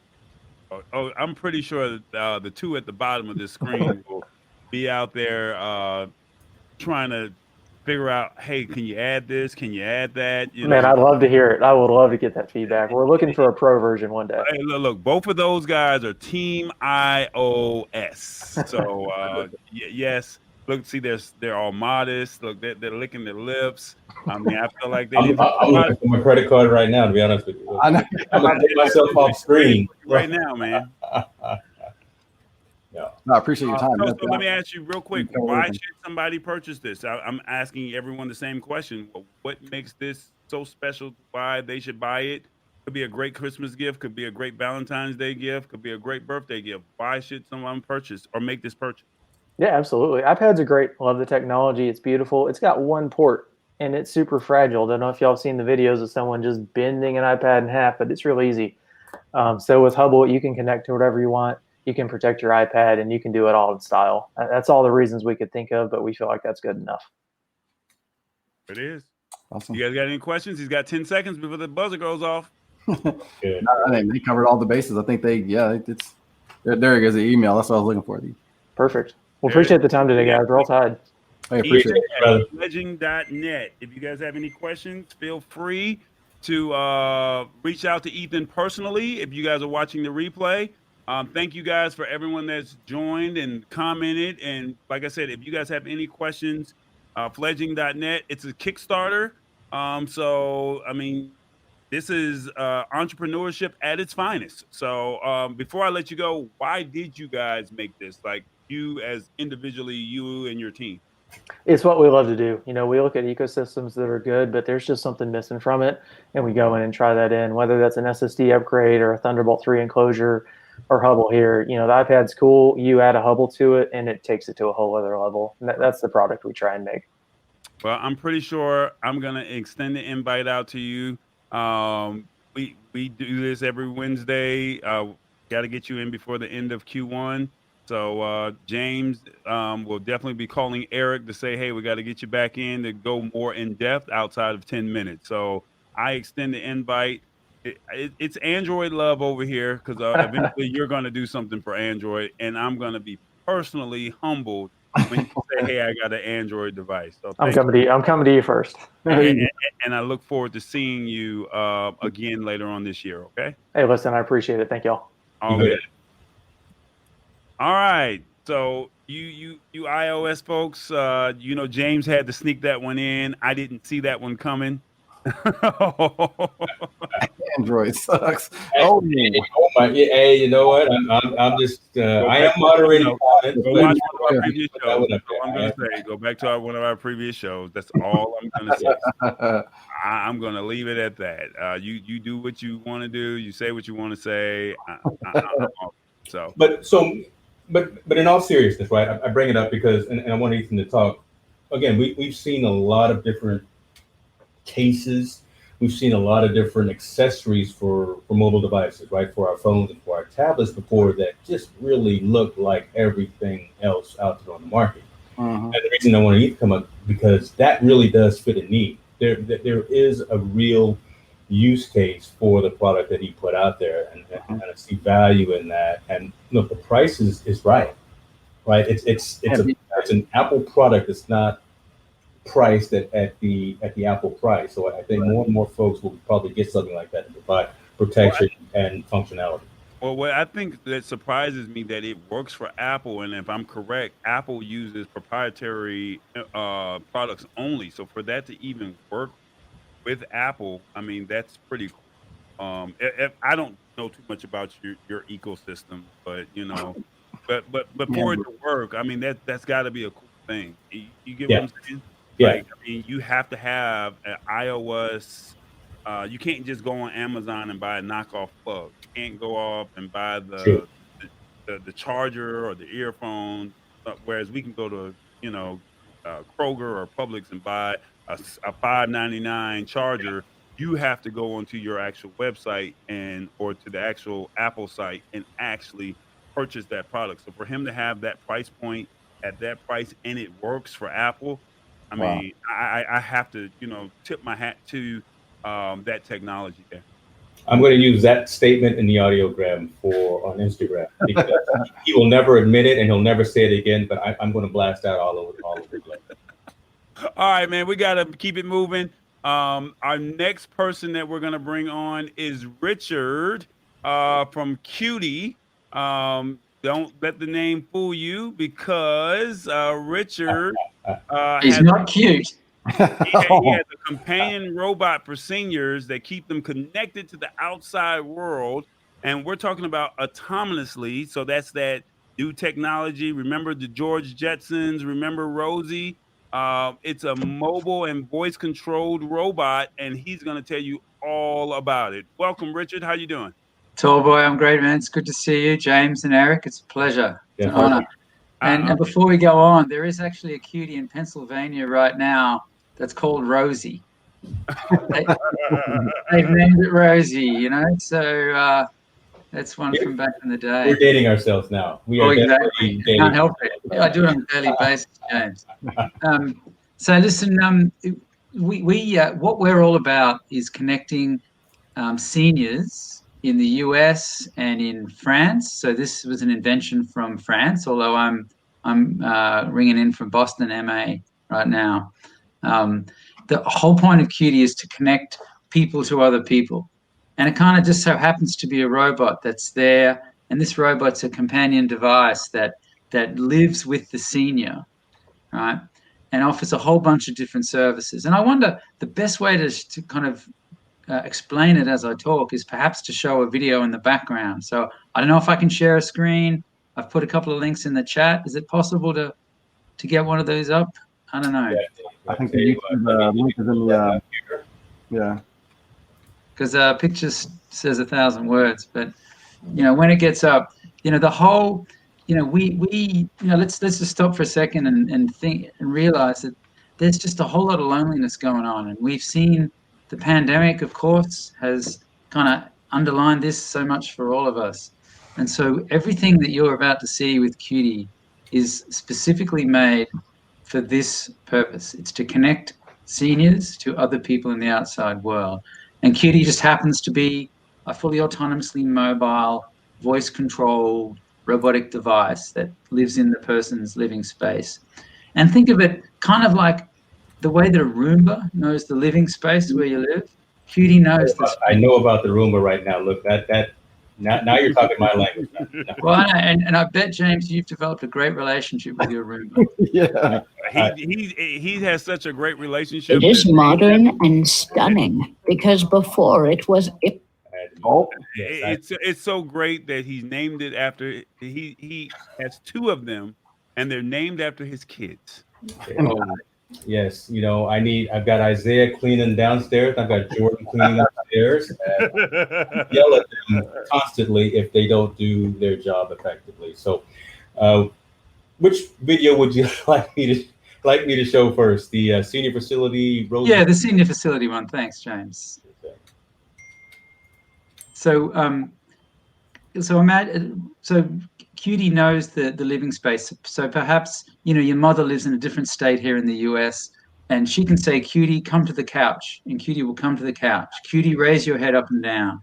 And then just using her voice says, Cutii, ring Richard. And so I'm maybe over here in Boston, MA, and just with my laptop here, I can enjoy a live interactive experience with my mother. Because, I'm concerned we're more distant geographically than we were before. And after she has this live experience, Cutii goes back to its charging dock and waits for the next interaction. In addition, we offer live activities for the seniors. It is modern and stunning because before it was impossible. But I say one thing, this must be the modern way. So did the feather make you feel better? Maybe we should mute it. But as I have pain all over, we must do this all over. There you go. Cutii brings more opportunities for our residents, which is especially important in this period of COVID. And he brings a lot of entertainment for them. He also allows for more specific, tailored activities in the individual's rooms, and it helps create relationships between the resident, the caregiver in nursing homes, and the activity host who appears through Cutii. How was the call? Was it good? Oh, it was good. It was very clear, and there were no issues. And you could see it okay? Yes, I saw the teacher well. The picture was good. We could have been saying silly things. Who knows? With the robot? Yes, with the robot. Good stuff. So Cutie's now live in France. It's deployed in more than 20 facilities over there right now, and on a daily basis provides live activities that seniors can enjoy from the comfort of their living environment. So these are things like Tai Chi classes, physical activities, quizzes, you name it. Are they human-sized robots? They're reasonable size. They're kind of 5 foot something tall. The head articulates up and down. It's designed to be a reasonable size presence so that it's not a tipping risk. Of course, it's nice and heavy down low, and it's, again, designed specifically for this application. So, referencing James's dancing robots comment before, this is definitely not a dancing robot. You're not going to see Cutii taking people's orders at a restaurant. You're not going to see. And that's specifically why I mentioned that, right? Because again, there's value and there's function in what you have there. So that I know very much. And Cutie's not going to be showing people to their meeting rooms or doing a funny dance when people arrive at office buildings in Japan. It's never going to be doing that stuff. What it's going to be doing is exactly what it's designed for and what it does every day in France, which is help people who are isolated. And Lord knows 2020 was a really bad year for that for a lot of people. And so we've started in the US in the last couple of months. We have devices now in Pennsylvania and in Connecticut. And our go-to-market is not directly to consumer, just to be clear.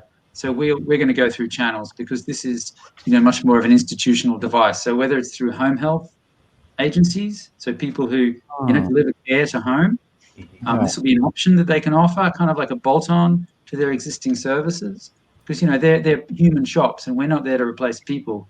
We're there to fill in the many, many, many lonely hours, and that's kind of what we do. But so it's home health and it's senior living. So we have devices now in senior living facilities and in individuals' homes as well. All right, so I have a question.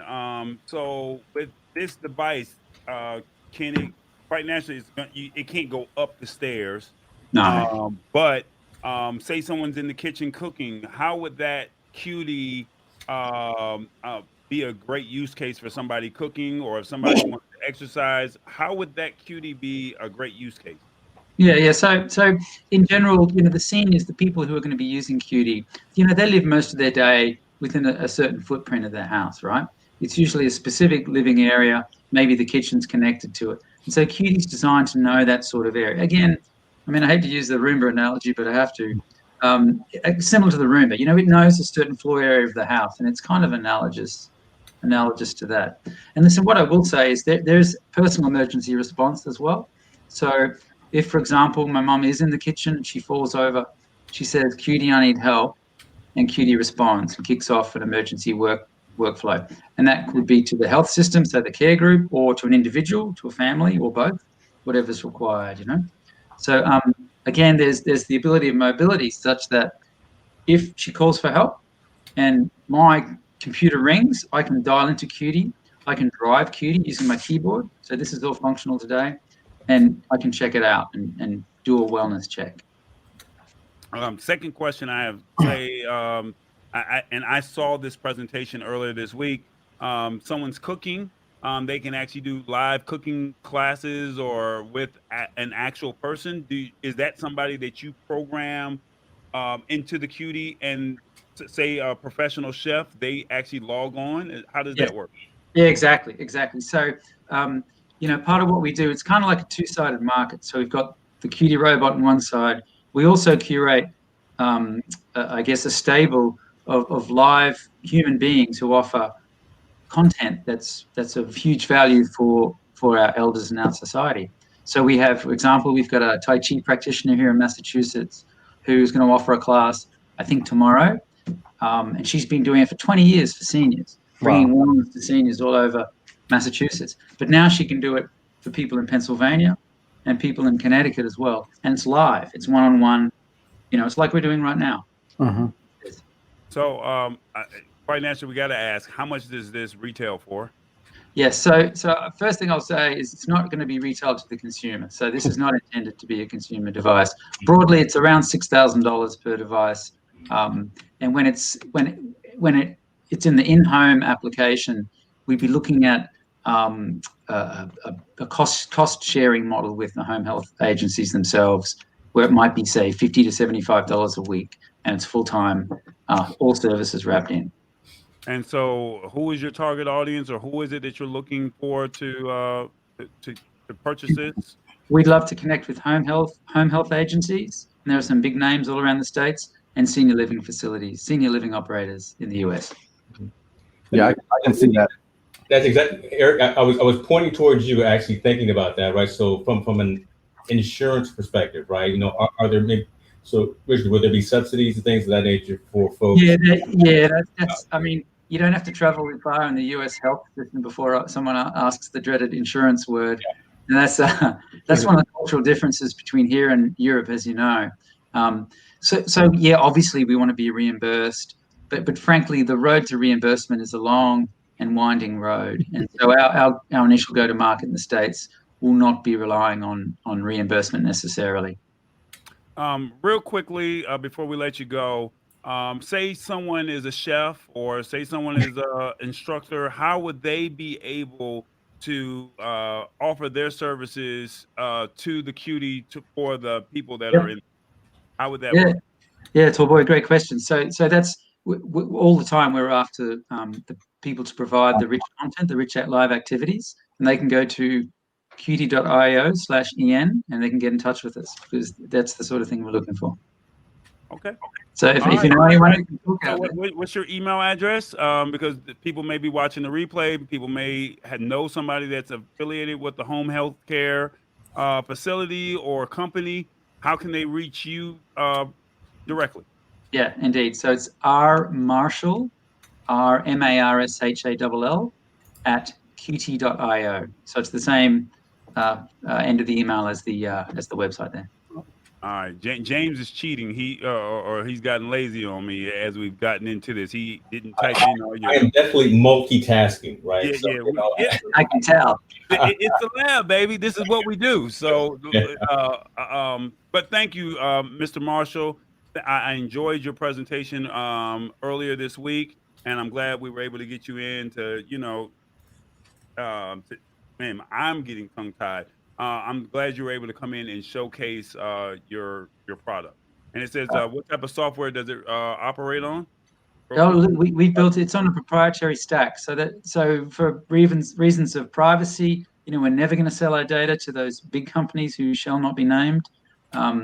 This is completely built from bottom up, separate from who and who. Right. And it'll recharge, right? I guess when it's not in use, it'll go back home similar to the like a Roomba. It's got its own docking station. There it goes. Fantastic. Yeah, it seems like you're getting a lot of questions at the tail end, so we got to get you back in on our show every Wednesday night. We got to get you in before the end of Q1. I mean, it's CES. We're trying to get everyone in, as many people as we can, but we'll get you in on the show to where you can do a more in-depth review, and we can watch some more of the videos to go along with it as well. It'll be an honor. Thank you. Great stuff. Thank you so much. You enjoy. All right. So, what you think, Eric? You're quiet over there, man. You're on the show, man. I don't want to interrupt, man. I honestly, I look at it like this: from a health perspective. I don't know if I told you guys. We're calling in all the time because a lot of times you can just call, but if your doctor can see you and you say, "Hey, here's some of my symptoms. Here's some of whatever's going on." I mean, that's amazing, and it's got a built-in video so that you're talking to the doctor one-on-one. That presence, $6,000 is a lot, but like you said, if there's a shared cost, I see a great value in it. I see a great value, especially for seniors. So, but I think a household should have it. I think a household should have it. If someone has that kind of money to just, the average consumer, as Richard said, does not have that kind of money to have a Cutii rolling around in their house. But, some people that, are pushing 100,000, 200,000 like James, they can have something like that. So, and it's like, hey, I know your dad would probably love to have a Cutii rolling around, and that could be a Christmas gift. So, we can make that happen, man. Come on, James. Well, look, we're talking about it's an in-home type of care, like in-home care. So I'm not saying that you're going to own it, but it's going to be something that maybe can come out of your Social Security. I don't know, or health insurance. But like I said, however that costs, helps that person or how it subsidizes. I think it's definitely a useful tool. I don't think we've seen anything that wasn't a useful tool today. So no, I mean, they're all useful tools, and I think, to close out with this, I mean, remember, we were all kids, and the Jetsons, this is what kind of caught my attention with this product. The Jetsons had this years ago, 30 years ago. And for us to actually see a proof of life or a proof of concept in our lifetime that says this is where technology is going. So right now, we may think it's expensive, but I think over a course of time, once they start to find some bigger distributors, they'll be able to lower that cost, and I think it would be beneficial for a lot of people that need this service. Remember, it used to be expensive to have a cell phone. It was a big block. It was and right. Now it's not. So we'll all right, man. We got to bring in our next person. We got we got 3 people left, and we're gonna make this as fast as we can, but we want to give them the same equal time. And the next person that we have is Patrick. James, I think you're gonna like this one right here. Is that right? Is this a tall boy plant? Is that no? No. Solar. We're talking solar power here, and portable power to the people's solar meeting essential needs. So unfortunately, you had a bad situation with GoSun. With your vacation home, but when you rebuild, unfortunately, and I'm humbly saying this the best way I know how, and I don't know how the words are going to come out. Patrick, you don't know this, but due to the California fires, James lost his vacation home, his home, and as he goes back and he rebuilds, when I saw this, I said, you know what, this might be a great way to, as they rebuild, to incorporate tech.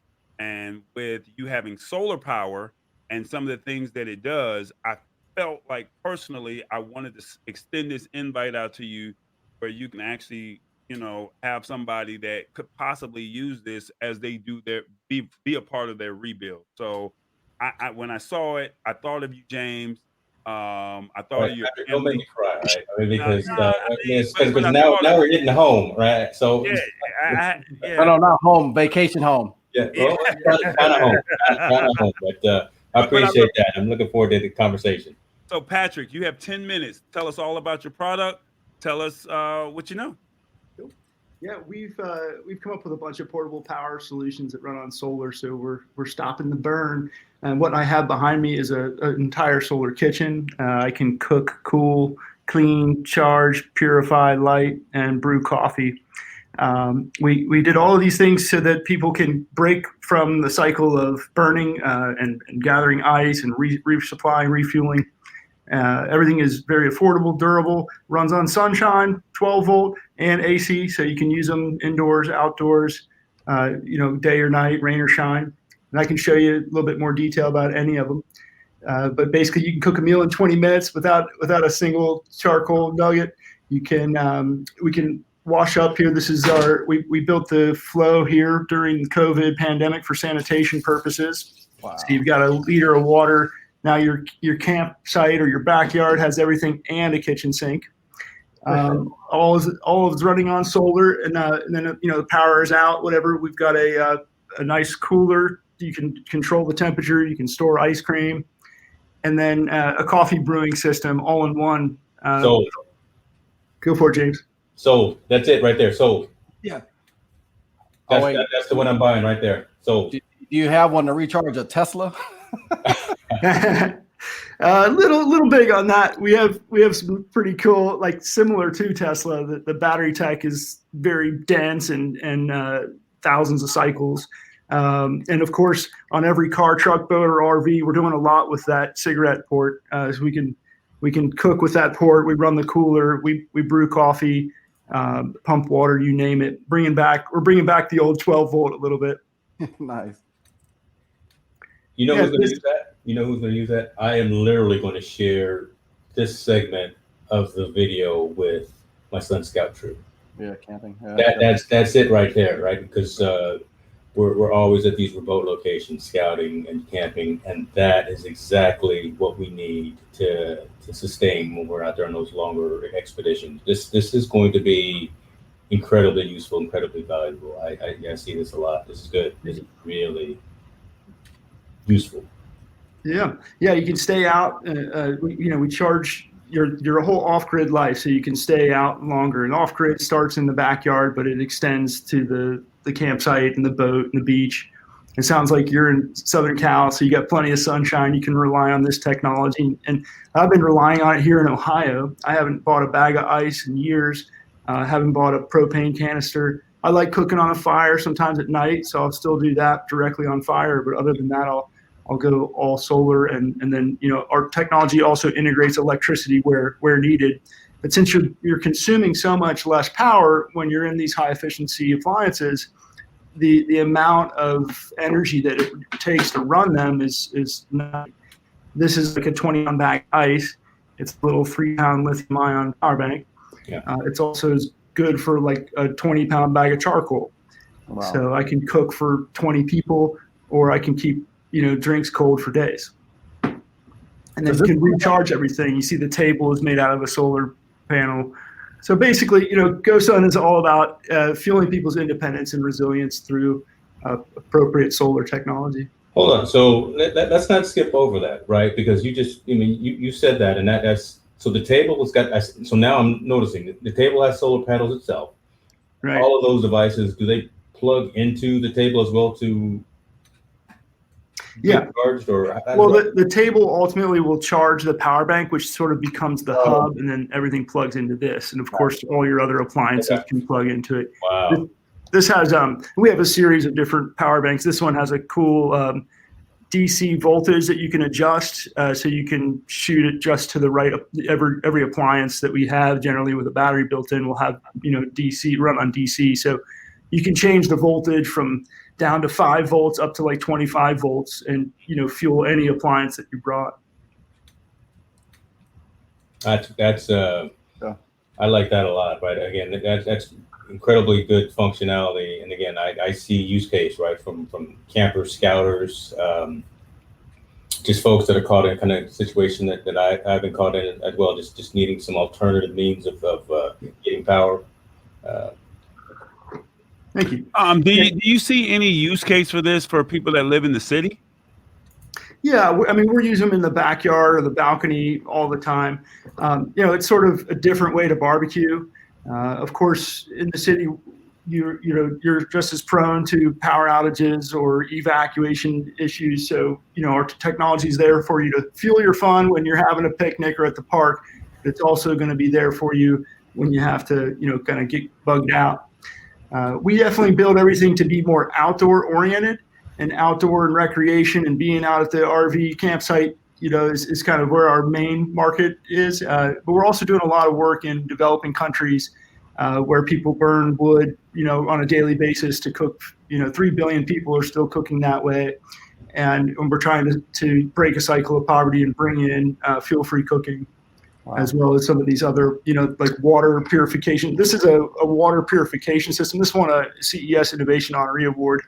And inside this little solar-powered case has a 2-watt USB-powered pump. So it moves water. That water can go through a 3-stage purification system. Or you can take this, out of the system to go backpacking with and whatnot. And then, of course, because of COVID, we wanted to also, make it do the sanitation thing. Purell and hand sanitizer is great, but there's nothing like soap. As James knows, when you're out camping, especially with a bunch of kids, it's like, come on, get those hands washed. So is there like a starter kit, or is it like you just buy every piece, or is there like a kit that says, hey, you know what, this is for the, I got a lot of friends that go out and they, plug into like we're beach life here, and they get like their campers and stuff, and they just like park it at the beach and they plug in there. But I mean, I can see them just using this.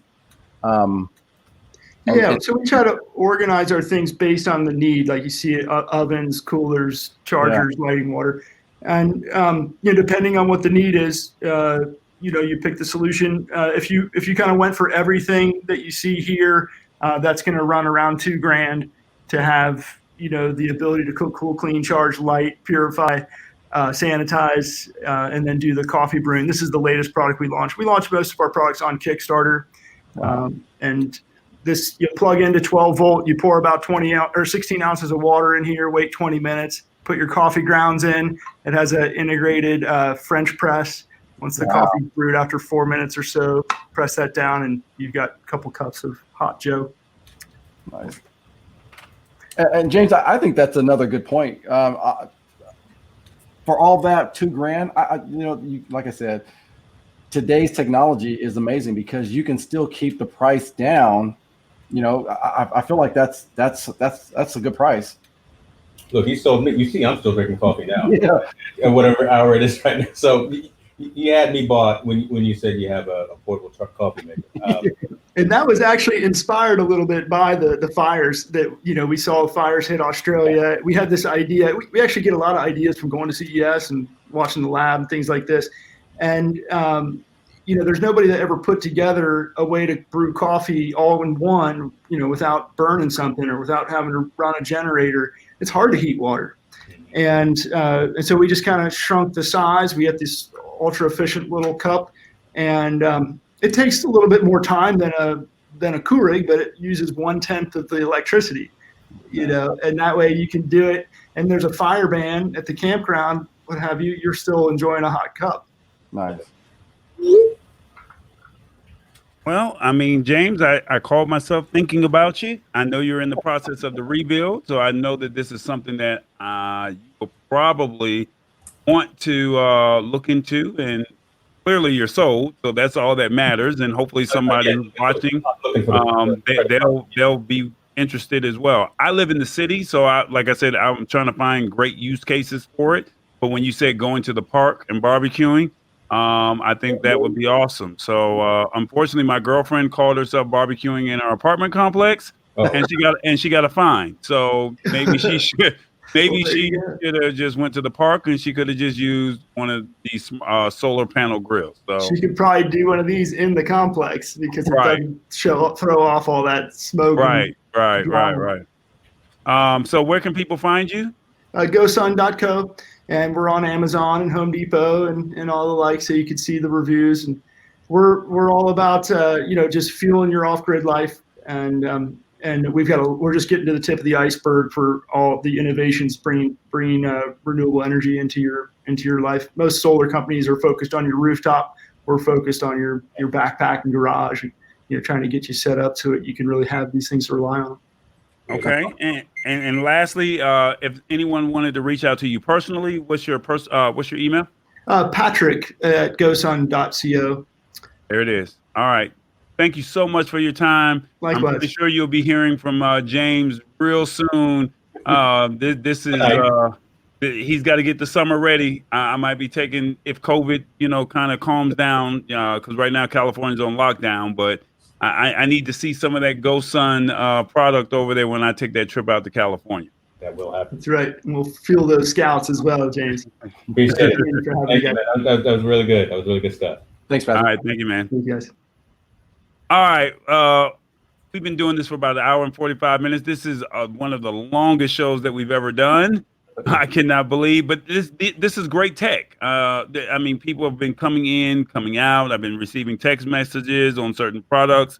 We try to make sure that you have their email addresses as well as their website, to where you have a direct person. You can say you saw this show saw their product on the lab. But without further ado, because I know this guy has been in the room probably the longest, and but he's been a trooper, and I really appreciate it. This guy, he comes from the company name is called Trova, and it is storage devices that allow you to hide things in plain sight. Whoa. So it's your private security system right there. And without further ado, let me introduce you to Scott Leopard. That's right. Nice job. I got it right? Yeah, you got it right. Hey, look, this is our first time meeting. Yes, Steve said I had to bring you in. He said, hey, man, check out his link. Do you think we can get him on the show? And I said, you know what? When I saw it, I said, hey, I think I might need this for myself. So I like it. Hiding things in plain sight. Yeah, no worries about the timing. I was able to go eat dinner with my family in the meantime, so it's all good. So what I saw, if I'm correct, it's a portable storage safe where you can hide your money, your pills, your earrings, your rings, your jewelry, whatever. It's a portable storage safe that you can carry with you. Is that correct? Yeah, it's actually a suite of storage devices. So we have everything from a small pocket size that we call Trova Go, which is this size right here, all the way up through what we're really launching at this CES this year is our largest home size. And the idea behind Trova is really on a platform of privacy and discretion. So a little bit different than the traditional safe that you would leave in a closet or forget about. This is about daily use of the items that you want within reach, but out of sight and securely locked away. So you mentioned a few of the use cases. One of the big ones as well is the recreational marijuana space. If you're a parent and you have any of that in your house, it's probably legal in most of the states, almost the whole country, all but 4 states at this point. But it's certainly not something you want your kids to accidentally get their hands on. And so this gives you a nice, discreet place to put those things with giving you a lot of peace of mind. Firearms and things like that. Yeah, you could do firearms. There's some solutions out there for firearms. We're kind of everything but, right? We really focus on things like prescription, medications. People say lock them up. Nobody ever does because, the current designs out there are kind of terrible. And you would never put those, on a kitchen counter in your house or a bathroom counter in your house. People also use it for personal protection items like mace. But the gun safe and gun space safe in particular, we sort of steer clear of because we're not fireproof. Gotcha.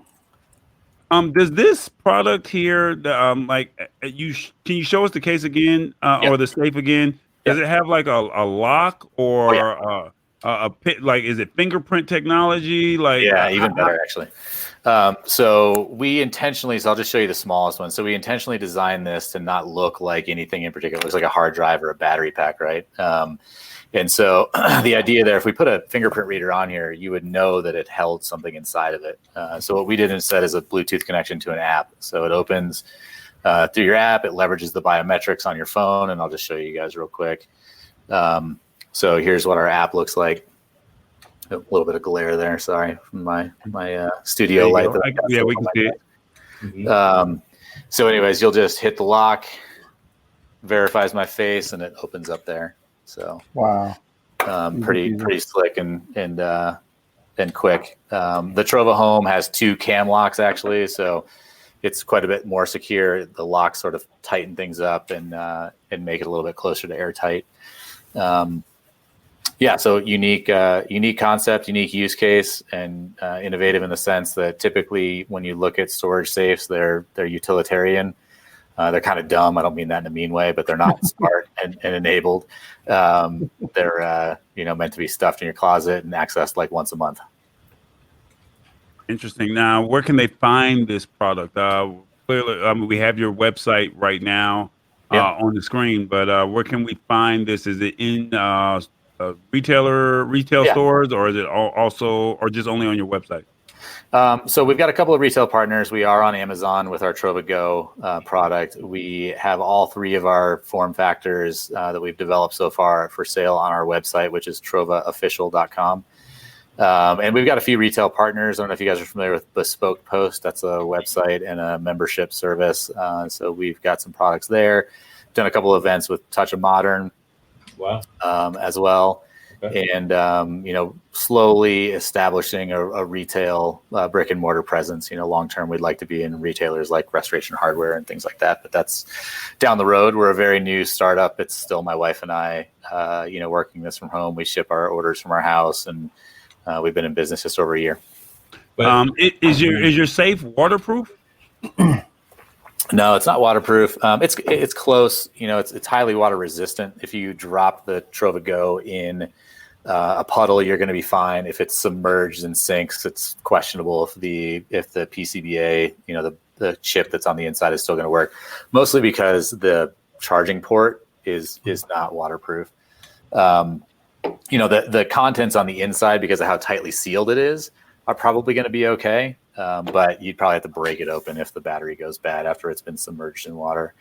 Trova Home, it's going to be a little bit harder to, accidentally end up in water. It is tightly sealed. So again, the contents inside are going to be secure and in good shape. But it's going to sink if it's dropped into something big, and would be hard to recover if it's dropped into a lot of water. So a use case for this, and I'm speaking of the Trova Go, not the Trova Home. Yeah, is if you're out right now, we can't travel due to COVID, but if you're out and you have like your jewelry, or you have some have like your ID or something like that, what would be that perfect use case for the Trova Go? Yeah, so we find that people use Trova Go for 3 things. Prescription medications, especially sensitive ones, are high on the list. Again, it's your daily use needs. Maybe you've got nosy coworkers. You don't want them to know that you're on X, Y, or Z. Maybe you've got chronic pain, and you want to make sure that your grandkids or your kids don't accidentally stumble on your potentially life-threatening drugs and ingest them. So it's a little bit about an extra peace of mind in that particular use case. The next one is jewelry. So people use it as a portable travel safe for jewelry and valuables. Again, hotel room safes, for example, like everybody knows, they're easy to break into. A lot of people don't really find them all that secure. And so this gives you something you can put quite a bit of jewelry. My wife can put a lot of her jewelry in a Trova Go, and leave it somewhere unlikely, in a drawer, in a bag. Looks like you played the video, which is cool. I was going to do that anyways. So.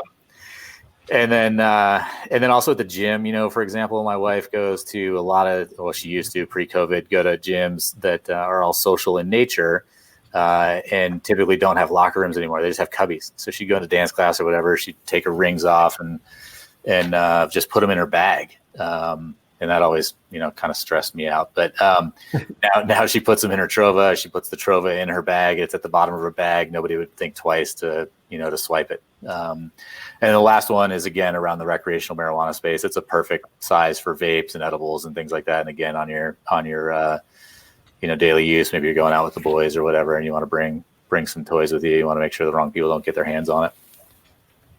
The names that you mentioned, right? I mean, the bespoke, the respiration. So it's definitely geared also kind of at that luxury in market. When you say touch of modern, right? Again, not everyone necessarily knows touch of modern unless you're looking for something that gift for someone who kind of has everything.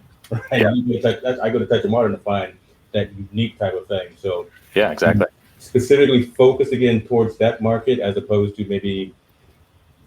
I'm not going to find this in Walmart. No. I mean, maybe a takedown in the future, but no, this is a CNC machined aluminum product. It's very precise. It's fairly simple to make, but it's not inexpensive. Yeah. And so, it is a premium product. We've won awards from a design perspective. We worked with an award-winning design firm out of New York City called Aladin. They've been tremendous partners. And so we wanted to bring elevated design. I can tell you guys the origin story as well. So, and that kind of leads us to where we are today. This is a premium product. We want it to be something that people are proud to have, but at the same time provides them privacy and peace of mind. And that's what we hear from our customers all the time, that this is something that when they learned of it, they didn't know they ever needed, but once they started using, they use every day. Which is really, really cool place to be. But so the origin story is, we're in Colorado, we're a Colorado-based family. And we were one of the first state to legalize recreational marijuana. And my wife was going through a really bad bout of insomnia. We've got two boys, and she was up every night for probably 6 to 9 months from 2 to 4 a.m. or 1 to 4 a.m. every single night. It was terrible. She's keeping me up too, so it's terrible for me as well. And she tried all the pharmaceuticals. None of them worked, or they made her feel terrible the next day. She didn't feel rested and all that kind of stuff. And the end result, or the end solution, was some of the high CBD, low THC sleep aids that are sold in all the dispensaries and all, from a medical perspective. And it literally solved her problem. 3 days of taking that, and insomnia has never been back once. And she doesn't continue to take it now, unless it's recreationally she wants to. So here we are. We got two boys. They're 6 and 7 years old. I don't know if you guys have kids, but they are in your shit all the time. Excuse me. There's no privacy whatsoever. They're nosy, even when they don't mean to be. And, we were worried that they were going to accidentally take one of those gummies and end up with some negative side effects. So then we started socializing the concept to our friends, and we realized that fear of loss and that security need really meant something different to a lot of different people. It didn't necessarily just mean the marijuana space. It meant prescription drugs, like everything else we've talked about. It also means, by the way, in home, it also means it's also about sort of adult intimacy objects in the bedroom, right? Where do you put those? And you don't want your in-laws to stumble on them. You don't want your kids. I mean, my kids are never going to be the same when they figure out. You got some explaining to do, right? Yeah, exactly. It's not life-threatening, but it's certainly embarrassing. And staying with the kid forever, that's for sure. My kids will never be the same when they figure out it wasn't a neck massager, right? I liked it. So, I don't want to kick into your time because you got about 10 seconds left. But what's the the question? What is this retail for? Yeah, so we're premium. So Trova Go, in my last 3.5 seconds, $199 on the website for Trova Go. Trova Go Plus, which has 60% more interior capacity than Trova Go for larger watches and things like that. Can you put them side by side real quick?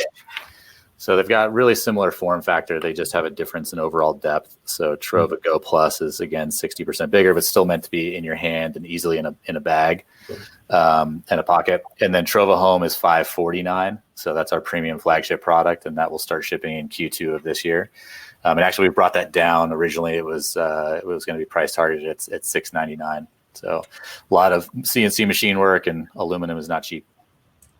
All right, so $149, is that correct? $199. $199. Okay. $229. Okay. $549, and then we'll fill in the gap between those two with some other form factors in 2022. Can I be selfish and ask for a review sample? Of course. As long as you use it. Oh, trust me, I have a great. He's gonna use it. He's gonna use it. I'm looking at the dimensions of the home, and look, when that's available, I'm gonna buy one of those myself. I'm looking at charcoal. So It's great. It's same. Eric, you better talk to somebody, Eric. Hey, we got Scott on the line right now. I got some further discussions with you, sir. We'll have some further discussions. I'm gonna extend the same invite out to you, Scott, like I did with everybody else. Every Wednesday we do this show, The Lab. James is gonna be mad because it's like, man, we're gonna go into Q2, but we got to get a break. So, but we're gonna find a way to get every company on this show, to give them some more in-depth time. I mean, quite naturally, 10 minutes is not enough time to give everyone their just due. But these were products that we saw at CES. It was it's been a challenge, but it's the first annual or the first ever virtual show, and just trying to give everyone an opportunity to showcase. We're doing the best that we can with the resources that we got. Yeah, I love it. So I appreciate you guys bringing me on, and happy to come back whenever you'll have me. Yes. So anybody that wants to find out, the website once again, trovaofficial.com. trovaofficial.com. And if someone wants to reach out to you personally, what's that email? Scott@trovaofficial.com. All right, there it is. Man, thank you so much, Scott. This really means a lot. I really like this product. It put a smile on my face when I saw storage, and it's like, okay, SD cards.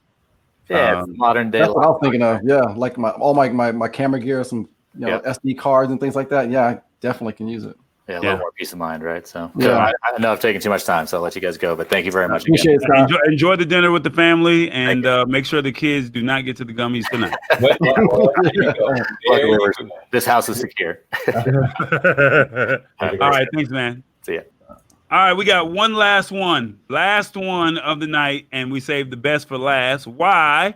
Because we've been knowing this guy for years. I don't even have he's like this guy. I don't even have my my notes up for this guy. First of all, you don't have your hat on. Oh, I had it on yesterday. You had it on yesterday. Well, before the show, before he's over, I had it on yesterday with Lisa. I had it on yesterday. I just don't have it on today. But this guy, Benji Lock, the fingerprint. He's stepping his game up. The fingerprint bike lock is the first of its kind, featuring the same unique fingerprinting technology that established Benji Lock as the gold standard for modern personal locks. It is weather resistant and IP69 enclosure. He's getting all fancy, man. Features a highly secure rating of up to 18,000 pounds of cut resistance, stores up to 10 fingerprints, unlocks with a fingerprint or a key, and comes in a beautiful, sleek, matte black finish. So we're talking bike locks if you are bike riders, but he also has regular locks for your lockers or maybe for your book bags or something like that. But I guess apparently today we're only talking about bike locks. Without further ado, welcome my friend, my personal partner. It is a joy to see this guy. I have a picture somewhere. James, if you can take me off the screen and talk to him. I got a few things. Look, we're going to move him off because he didn't come with the hat on, at least. Robbie, welcome to the show, man. We have been fans of you, fans of your brand, fans of your products for a long, long time. I have to unfortunately admit that I went looking at the store for a Benji Lock for my gym locker. Couldn't find it. Bought something else. Similar technology. It didn't work. And after literally a week, I threw it away and said, you know what? I got to go back and get the right thing. So, how you doing, man? Hey, first and foremost, thank you so much for having me on. It's a pleasure. I mean, during these times, it's tough. I know everyone is going through so many things at the same time, and we're trying to navigate the whole CES 2021 digitally. The exhibitors, they have us at 4 a.m. at least for me, because I'm Pacific time. I'm like 4 a.m. I mean, that's crazy talk, right, man? Man, but we're winging it. But at least my hope is that everyone is doing healthy. Because with the whole COVID and all that, here in LA, they're saying now it's like out of I think it's out of 8 people, or about 8 minutes, there's someone that is having COVID. And my niece I just heard recently that she got COVID. She's asymptomatic though, so that's letting me know that it's pretty serious. I mean, it's spreading pretty fast here in California. So I'm hoping that everyone, in the show, everyone looking at the show and viewing that it's safe and healthy. But we keep it going. We're at CES. We got to be excited. Vegas from home, right? That's true, man. That's true. I'm glad you prefaced it with some of those things, but you've got a long line of innovative products. I'm not going to say interesting, but they're definitely innovative. And I think you may have started the whole fingerprint recognition, right, from a lock perspective. And so someone like myself and Eric here, right, we spend a lot of time at the gym. He spends a little bit more. You see him filling out those medium shirts. But again, that's really the use case. Those and schools, when kids get back to school. But having, I can't remember a combination. Look, don't even ask me to remember 4 or 5 digits and left and right and all that. But having that biometric, that fingerprint scan, no one else has that, right? So no one else is going to open. And the quality of the product, right? So it's not that thin clasp. It's actually a thick. It's actually a quality piece of equipment that you can definitely be assured that your gear is safe when you lock it up with the. But look, let me not talk about it, man. Let's hear it from the horse's mouth himself there. And I think Tallboy's he's finally come to the show prepared and fully dressed.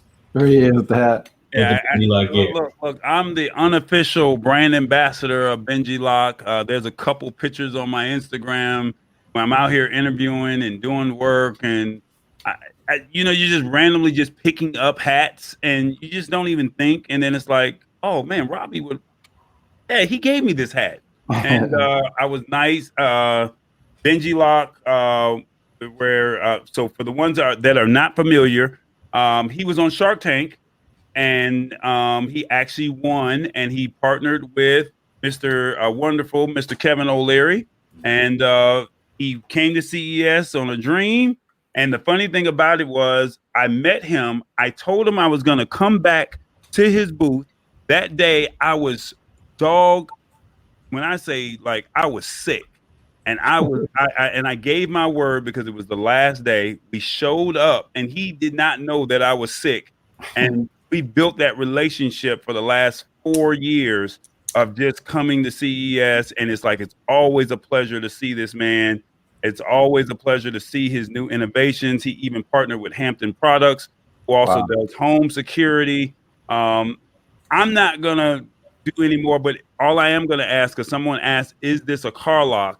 Can you show them some of the technology that you started out with and then end with what you're doing now? So kind of do like a brief, show the people how it started, and then work up to where you are today. If you don't know. It's a thing of beauty, because it's like family. That's the beauty of CES, that when you go to CES every year, it's like you're seeing family again. And Tallboy saw me in 2017 when I started, and it was basically a CES unveil. It was just myself, my wife, and we're just in this little table with a prototype that you see on the back end, which actually doesn't work. It was just a basic prototype. And, and kind of like, the whole thing, it's always been that, locks are boring. It's always been boring. When you go to a hardware store and all that, it just felt like, I felt that Benji Lock was going to bring some excitement to it. So, when you go to the gym and you have your Nikes or your Under Armour or your Adidas, and you got your Beats or your Apples, I felt like Benji Lock fitted in that lifestyle, lifestyle on the go. And that was my whole mentality. So when I went to CES the first time, I said to myself, you know what? There's a lot of tech here, a lot of robotics, a lot of virtual reality, but I felt like simplicity is the key. And I just took that lock, fingerprint and key. That was it, simple. And it actually, resonated with a lot of people because, in this day and age, there's so many apps and so many things to remember.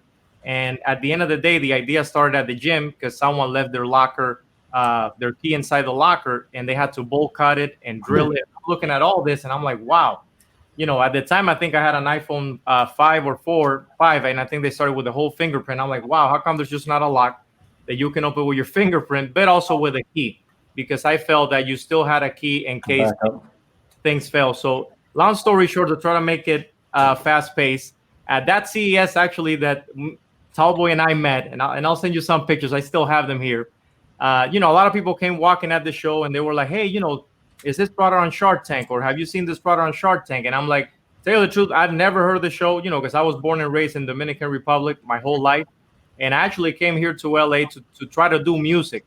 But things didn't pan out, and I had no idea that this idea was going to come in. But I think, being laid off from work and all that, that's how kind of things spark, So that's why even right now with the whole pandemic going on, I feel that a lot of people are losing their jobs and all that. And it sucks. Believe me, because I was there. I got laid off in Christmas in the worst time of the year. Sometimes when you're going through rough times, that's where innovation starts, and that's how kind of Benji Lock started. And, we're there at CES, we're there in Vegas, and I ended up doing that little casting call for Shark Tank, forgot about it. And then when I came back to LA, I'm living my whole life again, trying to do the best I can with this prototype. And then I got a call and said, hey, we're interested. Can you come in and pitch your product? And I said, I really don't have nothing to lose. Right now, I'm like $80,000 down building this prototype. It's been rough for the family and all that. So I don't have nothing to lose. Let's go and do it. So when I went to that show, I was basically myself. I didn't really thought about the money, because one of the things that probably you guys can relate and everyone that is watching right now is that sometimes you're working on your craft. Right now, you guys are working on your show. Right now, we're working on whatever it is. And there's always someone that doesn't believe in what you're doing. There's always people trying to put you down in whatever you're trying to do. And I went through it. And still to this day, I use it as a fire, because I don't know why, you should be keeping it positive, but there's always someone, sometimes even in your personal crew and all that don't want you to succeed. And at the end of the day, you have to use that as a fire. And that's what I did. I just still to this day, I use it as a fire. I still work from home, how it all started. And then when I had a chance to go on the show, pitch it, Kevin loved the idea. I partnered with him. So we ended up licensing the technology to Hampton Products International. One of the things that Kevin taught me was that, Robbie, as much as you want to try to do it on your own, believe it or not, you're stepping with a new product in a whole marketplace that now you have to compete with all the big public companies that have, unlimited resources. And for you to try to do it, we can give you the money and all that, but it's going to be very hard to disrupt. Right. And my thing was that I don't mind licensing as long as we can keep the branding, because for me, it was like, I believe in Benji Lock, that's how it all started. And with God's faith, Kim Kelly, the CEO of Hampton Products, said, hey, we believe in Benji Lock. Let's do it. And so now it's Benji Lock by Hampton. And because they build all the Brinks lock security and all that. So they are been, building security for over 30 years. Yeah. So that really helped me out, because basically that original prototype ended up being now the regular Benji Lock with basically your fingerprint, but also traditional key. I don't know if this one is charged up, but there you go. So it's fingerprint, but also traditional key. And I'll send a couple your way. And that's kind of how it all started. So then from there, because of the whole technology, now we have a TSA one that when you travel, you got your TSA. They're the only ones that have the key. So oh, wow. Key, and then also you have a combination code. So the beauty of this is actually we're the only one actually allowed in the airport to be a TSA lock. Fingerprint TSA lock. So that really helped us out. But on a bump side, we unveiled the product at CES 2020, and then the pandemic hit us. So we were going all over to Hudson News, all over the airports, and then that really hit us hard. Yeah. But then, innovation, that's what happens. We knew that now all the gyms are closed. schools are closed. My wife is a teacher. She's still teaching from home. Lockers, they're not useful right now. Yeah, we're getting some ideas of people using the lock in their garage for their gym and things like that, but it's not the same when you're doing your daily life, daily routine to fly in for business or you name it. So we noticed that a lot of people right now, they want to do bike, they want to do exercise. So basically the Benji Lock bike lock is basically the same technology. It's a fingerprint, but also traditional key. So you still have your key at the bottom. Wow. And the same technology, because I think, we didn't have a chance to showcase a lot last year. Same technology, we're also bringing it to the home. So it's basically a Benji Lock door lock. Yeah. You also have your fingerprint, you have a code, and then you have a key. So then that same technology, now we've expanded from regular lock, travel lock, bike lock, door lock. And I mean that it's exciting because now, seeing that hybrid technology from the small lock, and now you're able to bring it into all these different products. It's a dream come true, but I won't lie. It's tough for startups, for companies like me, that you're sometimes a one-man army, to partner with someone else, because it's kind of like you're letting your baby go in a way. Mm-hmm. But then also you have to think about, it's not bad about partnering. It's not bad about having other team members and giving other people's opinion, because believe it or not, when you share your idea to the world, regardless of what people think, there's always someone that is going to say, you know what, I believe in that. Let's work together and let's do it. And give him a chance, because if I would have tried to do it on my own, I don't know if I get to this point. Manufacturing, customer service, distribution. Now with the tariff situation that all the companies are facing, starting now on January 1st, I think it's 25% of all the consumer electronic products coming from China and all that. And right. I mean, it's gonna be a tough year, but long story short, innovation happens when things are rough, and I think that's the beauty of it. And now post-COVID, we're introducing a door lock, a bike lock. And actually, before I forgot, because we're promoting this tomorrow on the last day of the show, it's a sport lock, another small little guy, lightweight, on the go. This one doesn't have a key, but it's our lightest version, and it's basically your fingerprint, and that's it. Nice. So that's basically where we're at right now. I'm extremely happy, because it's been a lot of hard work, especially on the manufacturing side, because building hardware is tough. Mm-hmm. I mean, it is tough, but when you have the right team, anything can happen. That's so awesome. are all these products, because you mentioned that the TSA lock was inside of the Hudson stores, inside of the mall, but where can they purchase the product retail somewhere else? So basically right now, the whole product line is available at benjilock.com or byhampton.com. But again, we also have retail partners like Ace Hardware, Walmart, Beta. It's a very modern retail store. I think I heard also Touch of Modern. We've been on Touch of Modern. And I mean, I think we're expanding the whole line little by little. Oh, Best Buy as well. So little by little, we're expanding the line. But one step at a time, because we're still in the phase of actually even imploding the first lock, because we're getting out there, but it's not to the point that I personally envision yet. So you're gonna still see more of me there pushing. And one little thing that I want to say, whoever's watching too, that a lot of people sometimes we have ideas and I thought of that, but I never put my efforts into it. Whatever idea you have, whatever you want to pursue in life, write it down, and every day just put a little bit of effort into it, and I'm telling you, things will happen. That's why I told Tallboy one time that if you have a dream of being your own man or doing your own big show, every day you put a little bit out there. Doesn't matter the content. You know why? Because that's how things with time they flourish. Mm-hmm. I've noticed a lot of people, they say, hey, you want to do this, we want to do that, but then the next day, whatever. And we're all going through the same thing. I'm telling you, I got 3 kids at home, got a wife. There's every day there's fighting and all this stuff going on. And sometimes I'm drained. Sometimes I want to quit and leave it. But you know what? You take a deep breath, relax, the next day is a new day. And if you feel up that you have that energy to keep doing your show, keep doing this, then you got it. I'm a believer of passionate. You got to keep it positive.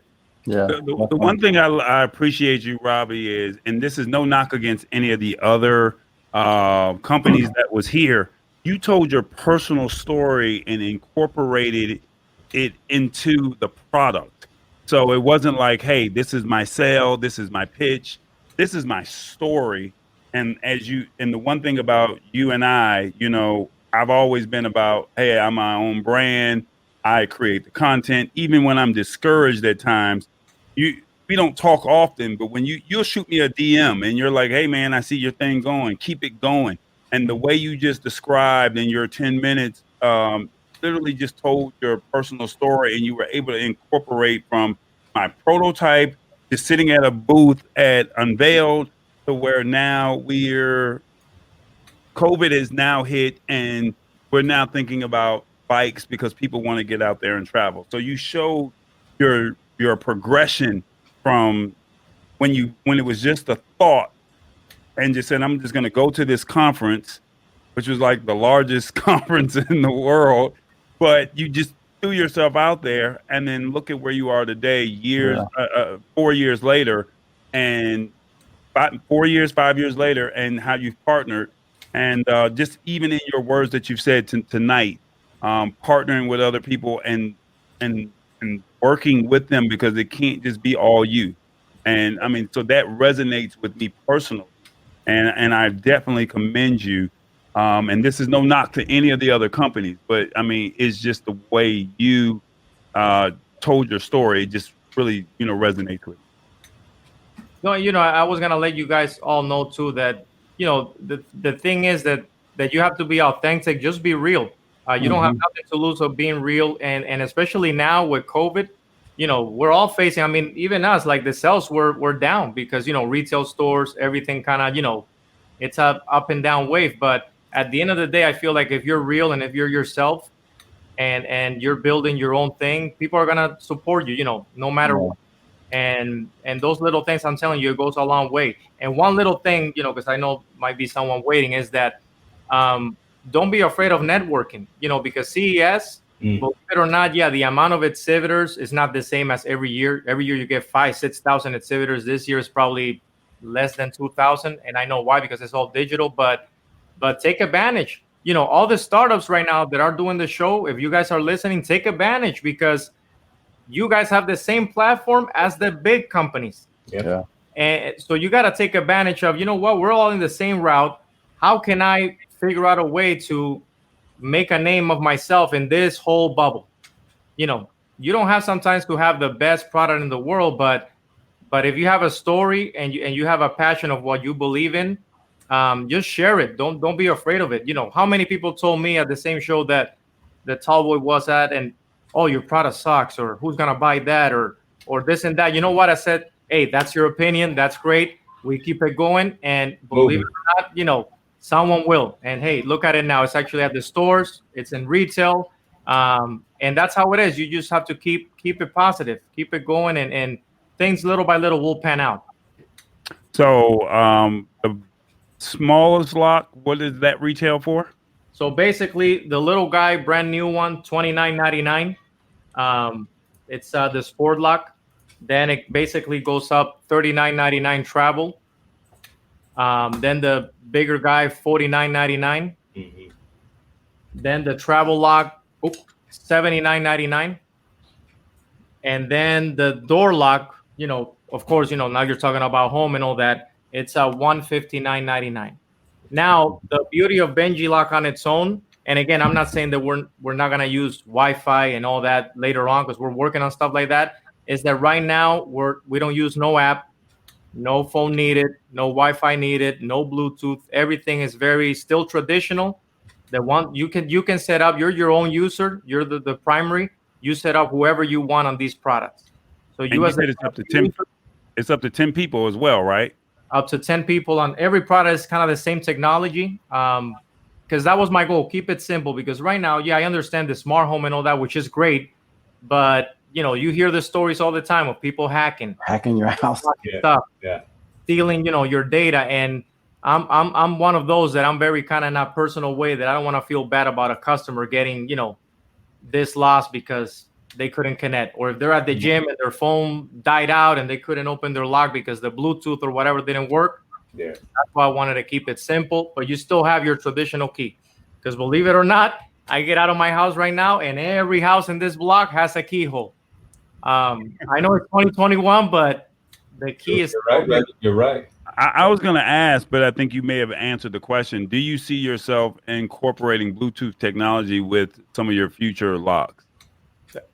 I probably do see it, Bluetooth, app-based, Wi-Fi technology, especially now with the whole 5G that's it's been a big talk at CES. Right. But I do see, though, tell you the truth, I envision the technology continue what it's doing, but it's also kind of, if you notice CES, how everything is now very EV, very using technology in other ways. I do envision the Benji lock technology going beyond the padlock. So that same hybrid technology of fingerprint and key, just putting some thoughts out there, imagine it maybe in your car, imagine it maybe, so there are a lot of cool stuff that I'm already working on because that's the future, so we'll see how it goes, I'm appreciative of just the way that you say you were able to pivot, right? Again, with this change in dynamic, right? Again, we're not going physically to the gym anymore, right? We're physically not going to school anymore. The primary use case is normally for your product, but you know what? You can still get out and ride your bike. So, and you got to lock that bike up when you park it at the park. Came out with the bike lock. It's funny because I just purchased my little brother a bike for Christmas, and I did not even think about a bike lock. I swear to God, I did not even think about a bike lock, and he lives in DC. So right now, the biggest thing is how do we get the bike from Atlanta to DC? But eventually he's going to end up getting it from Atlanta to DC, but he's going to have to, I don't want him saying, I'm not going to say my government name, but I could hear him calling me saying, they got my bike. They got my bike. Yeah. And now that I know, I'm going to make sure that he gets a Benji lock to where he's like, I get to put my finger on the thing and unlock it. So hey, you guys have always been family. So after the show, I'm going to make sure that I send some stuff your way, whatever is the usage that you feel like you're going to use. I got you covered because it's always good to hear your feedback, because we're always improving. So we just got to keep it positive and keep it going. I appreciate your support because you don't know. And for the ones that are watching, I appreciate everyone that's watching tonight, whether you came in on James's invite, it's Eric's invite, or my personal invite, or you saw this somewhere and someone tagged you. I thank everyone. But just to Robbie's testimony, I've been creating content for 12, 13 plus years. And it's, there's over 600-700 videos on my YouTube channel. And sometimes you get discouraged because people aren't watching the videos, but you still stay consistent and you believe in that craft, you believe in that dream.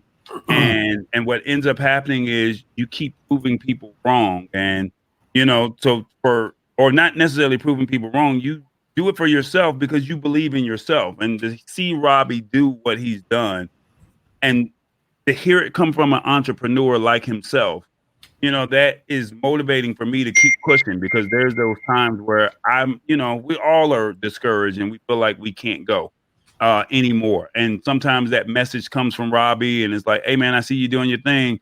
And I may not have even posted in 2 or 3 months, but still see something that motivates him. So man, I thank you for this.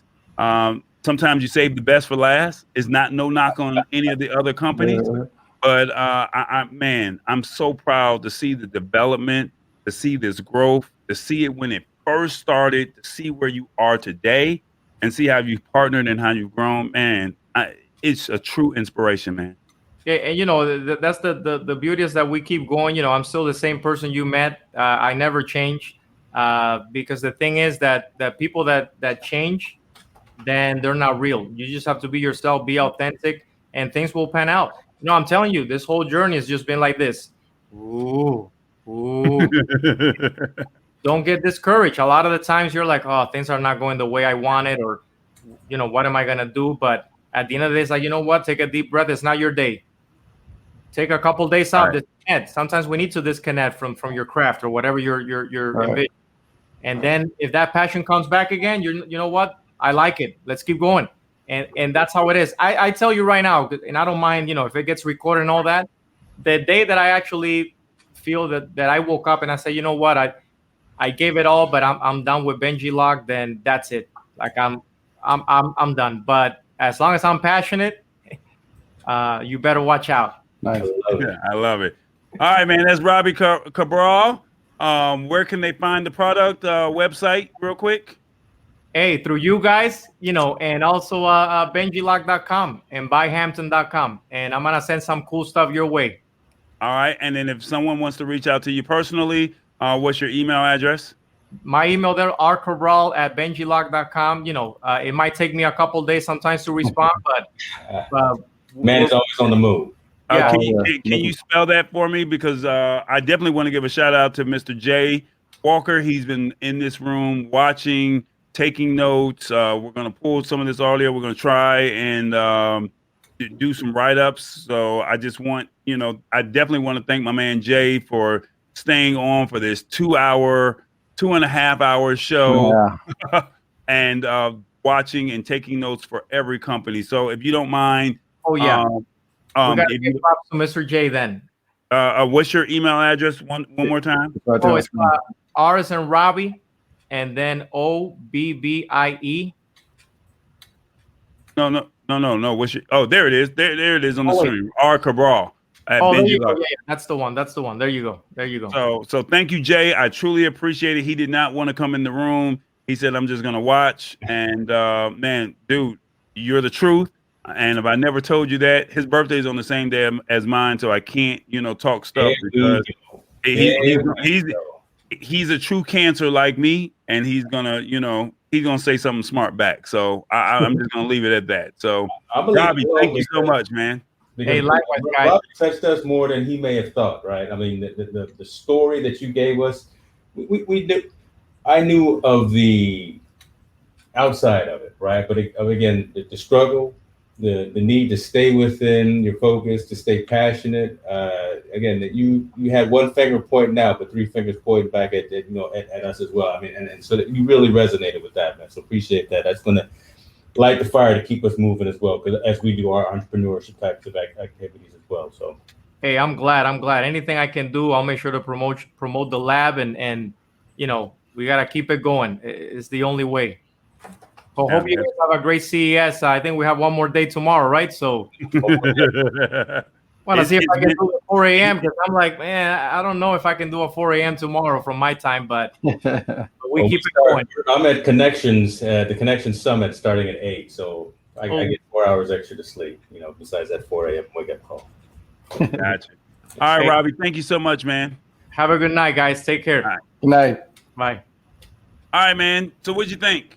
CES, the lab, season 2, the intro. just to go back on his story, though, I kid you not, I don't know if you saw my Instagram post. I said today, a lot of times when people give you a negative comment, it's because they're telling you their limitations, not your limitations. Kid you not, I posted that today. That was a great story. That was a great story. So what'd you think? Was there anything that really stood out, or are you going to say all of them stood out? What was your one key takeaway, Eric? Outside of Robbie's story.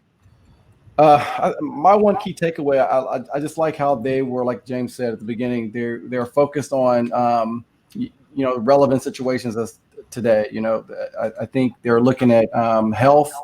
I think they're looking at honestly, the one that really stood out for me today was that air purifier one. That air purifier one was pretty cool, you know, and the iPad one, of course. But the air purifier one was amazing because I don't know if I've said anything, but we went and got tested. I don't have any symptoms or anything like that, but as I'm clearing my throat. But you know, they said we tested positive for COVID. Everybody's fine. You know, everything is okay here. But that, like I said, that air purifier thing really kind of resonated with me. All right, James. Ditto. Right. I mean, again, and our mantra, right, for the lab, for infotainment news has always been timely, relevant news of the day, and for the lab is always to be unbiased product reviews of products and services that we actually use and that we actually recommend, right? We're not going to sugarcoat anything. We're going to tell it to you like it is, and if we don't like it, we don't like it. If we like it, we do like it. And it really was a different CES this year, and I think it was eye-opening. I think it was more serious because of the state of the world, right? So again, it wasn't a whole bunch of concept phone cases and phone cases, exactly, things that can't be used. It was actually personal hygiene. It was actually safety. It was actually staying in touch. It was well-being types of pieces and offerings. What really resonated with me, yeah, all of them obviously, but I think I would probably day one get most benefit and most usage out of that Hubble, right? That iPad case that had all those ports. Because again, as content creators as we are, the more efficient tools that we have in our toolbox, the better I think we are at being able to deliver our message and deliver our craft. So something like that is going to be incredibly useful to me, because we are going to get able to get back out on the streets. We are going to be able to have Eric on those red carpets doing his thing. Tallboy is going to be out there again doing the Tallboy experience live and in person. So we are going to be able to get back to those things. And the more efficient we are with the products and the tools that we have in our toolkit, I think again the better it will be. So that number one, I would tell Robbie, look, again, I went to Walmart a couple of months ago looking for his product. They didn't have it. They had sold out of it, obviously, because it's the best thing out there. So I picked up I won't say the name brand, but something inferior. It did not work like I needed to. I actually had to have the gym folk come and cut it off because it didn't work. So quality in terms of products matter, and everything that Robbie and Benji Life has put out has been superior, A+, 2 thumbs up, whatever, all those accolades. It was good stuff. It was good stuff overall, and I think again, I'm glad we were able to pull a pretty diverse list of products. Very diverse, right? I mean, again, look, we went from a Rubik's Cube for 2021 to air purifying to solar panels to all kind of good stuff. So I'm really happy with this show, and I hope the folks that have stayed and watched are also appreciative of the content that we put out today. What about you, Double?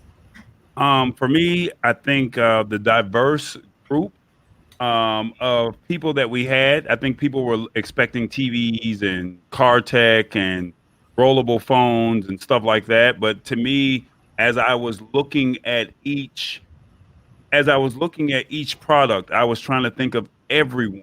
There, from toys to educational to elderly, guy stuff. I was looking for all of that, and I think these companies this year was very intentional.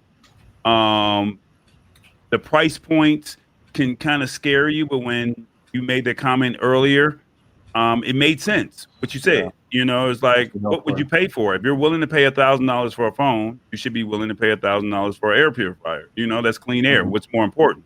I think our mind is conditioned to think it's okay to buy the phone, but it's not okay to buy the air purifier. So I think these companies came in. I think that they really want people to purchase or look at their brands respectfully.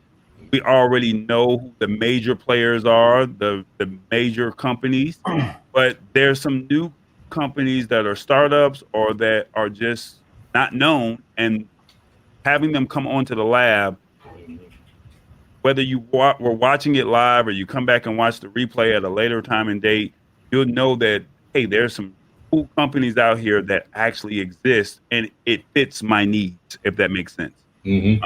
So for me, I'm tied between the portable solid state drive, because I'm a tech guy. I'm always editing, and because some of my hard drives went out earlier last year, I was frustrated with the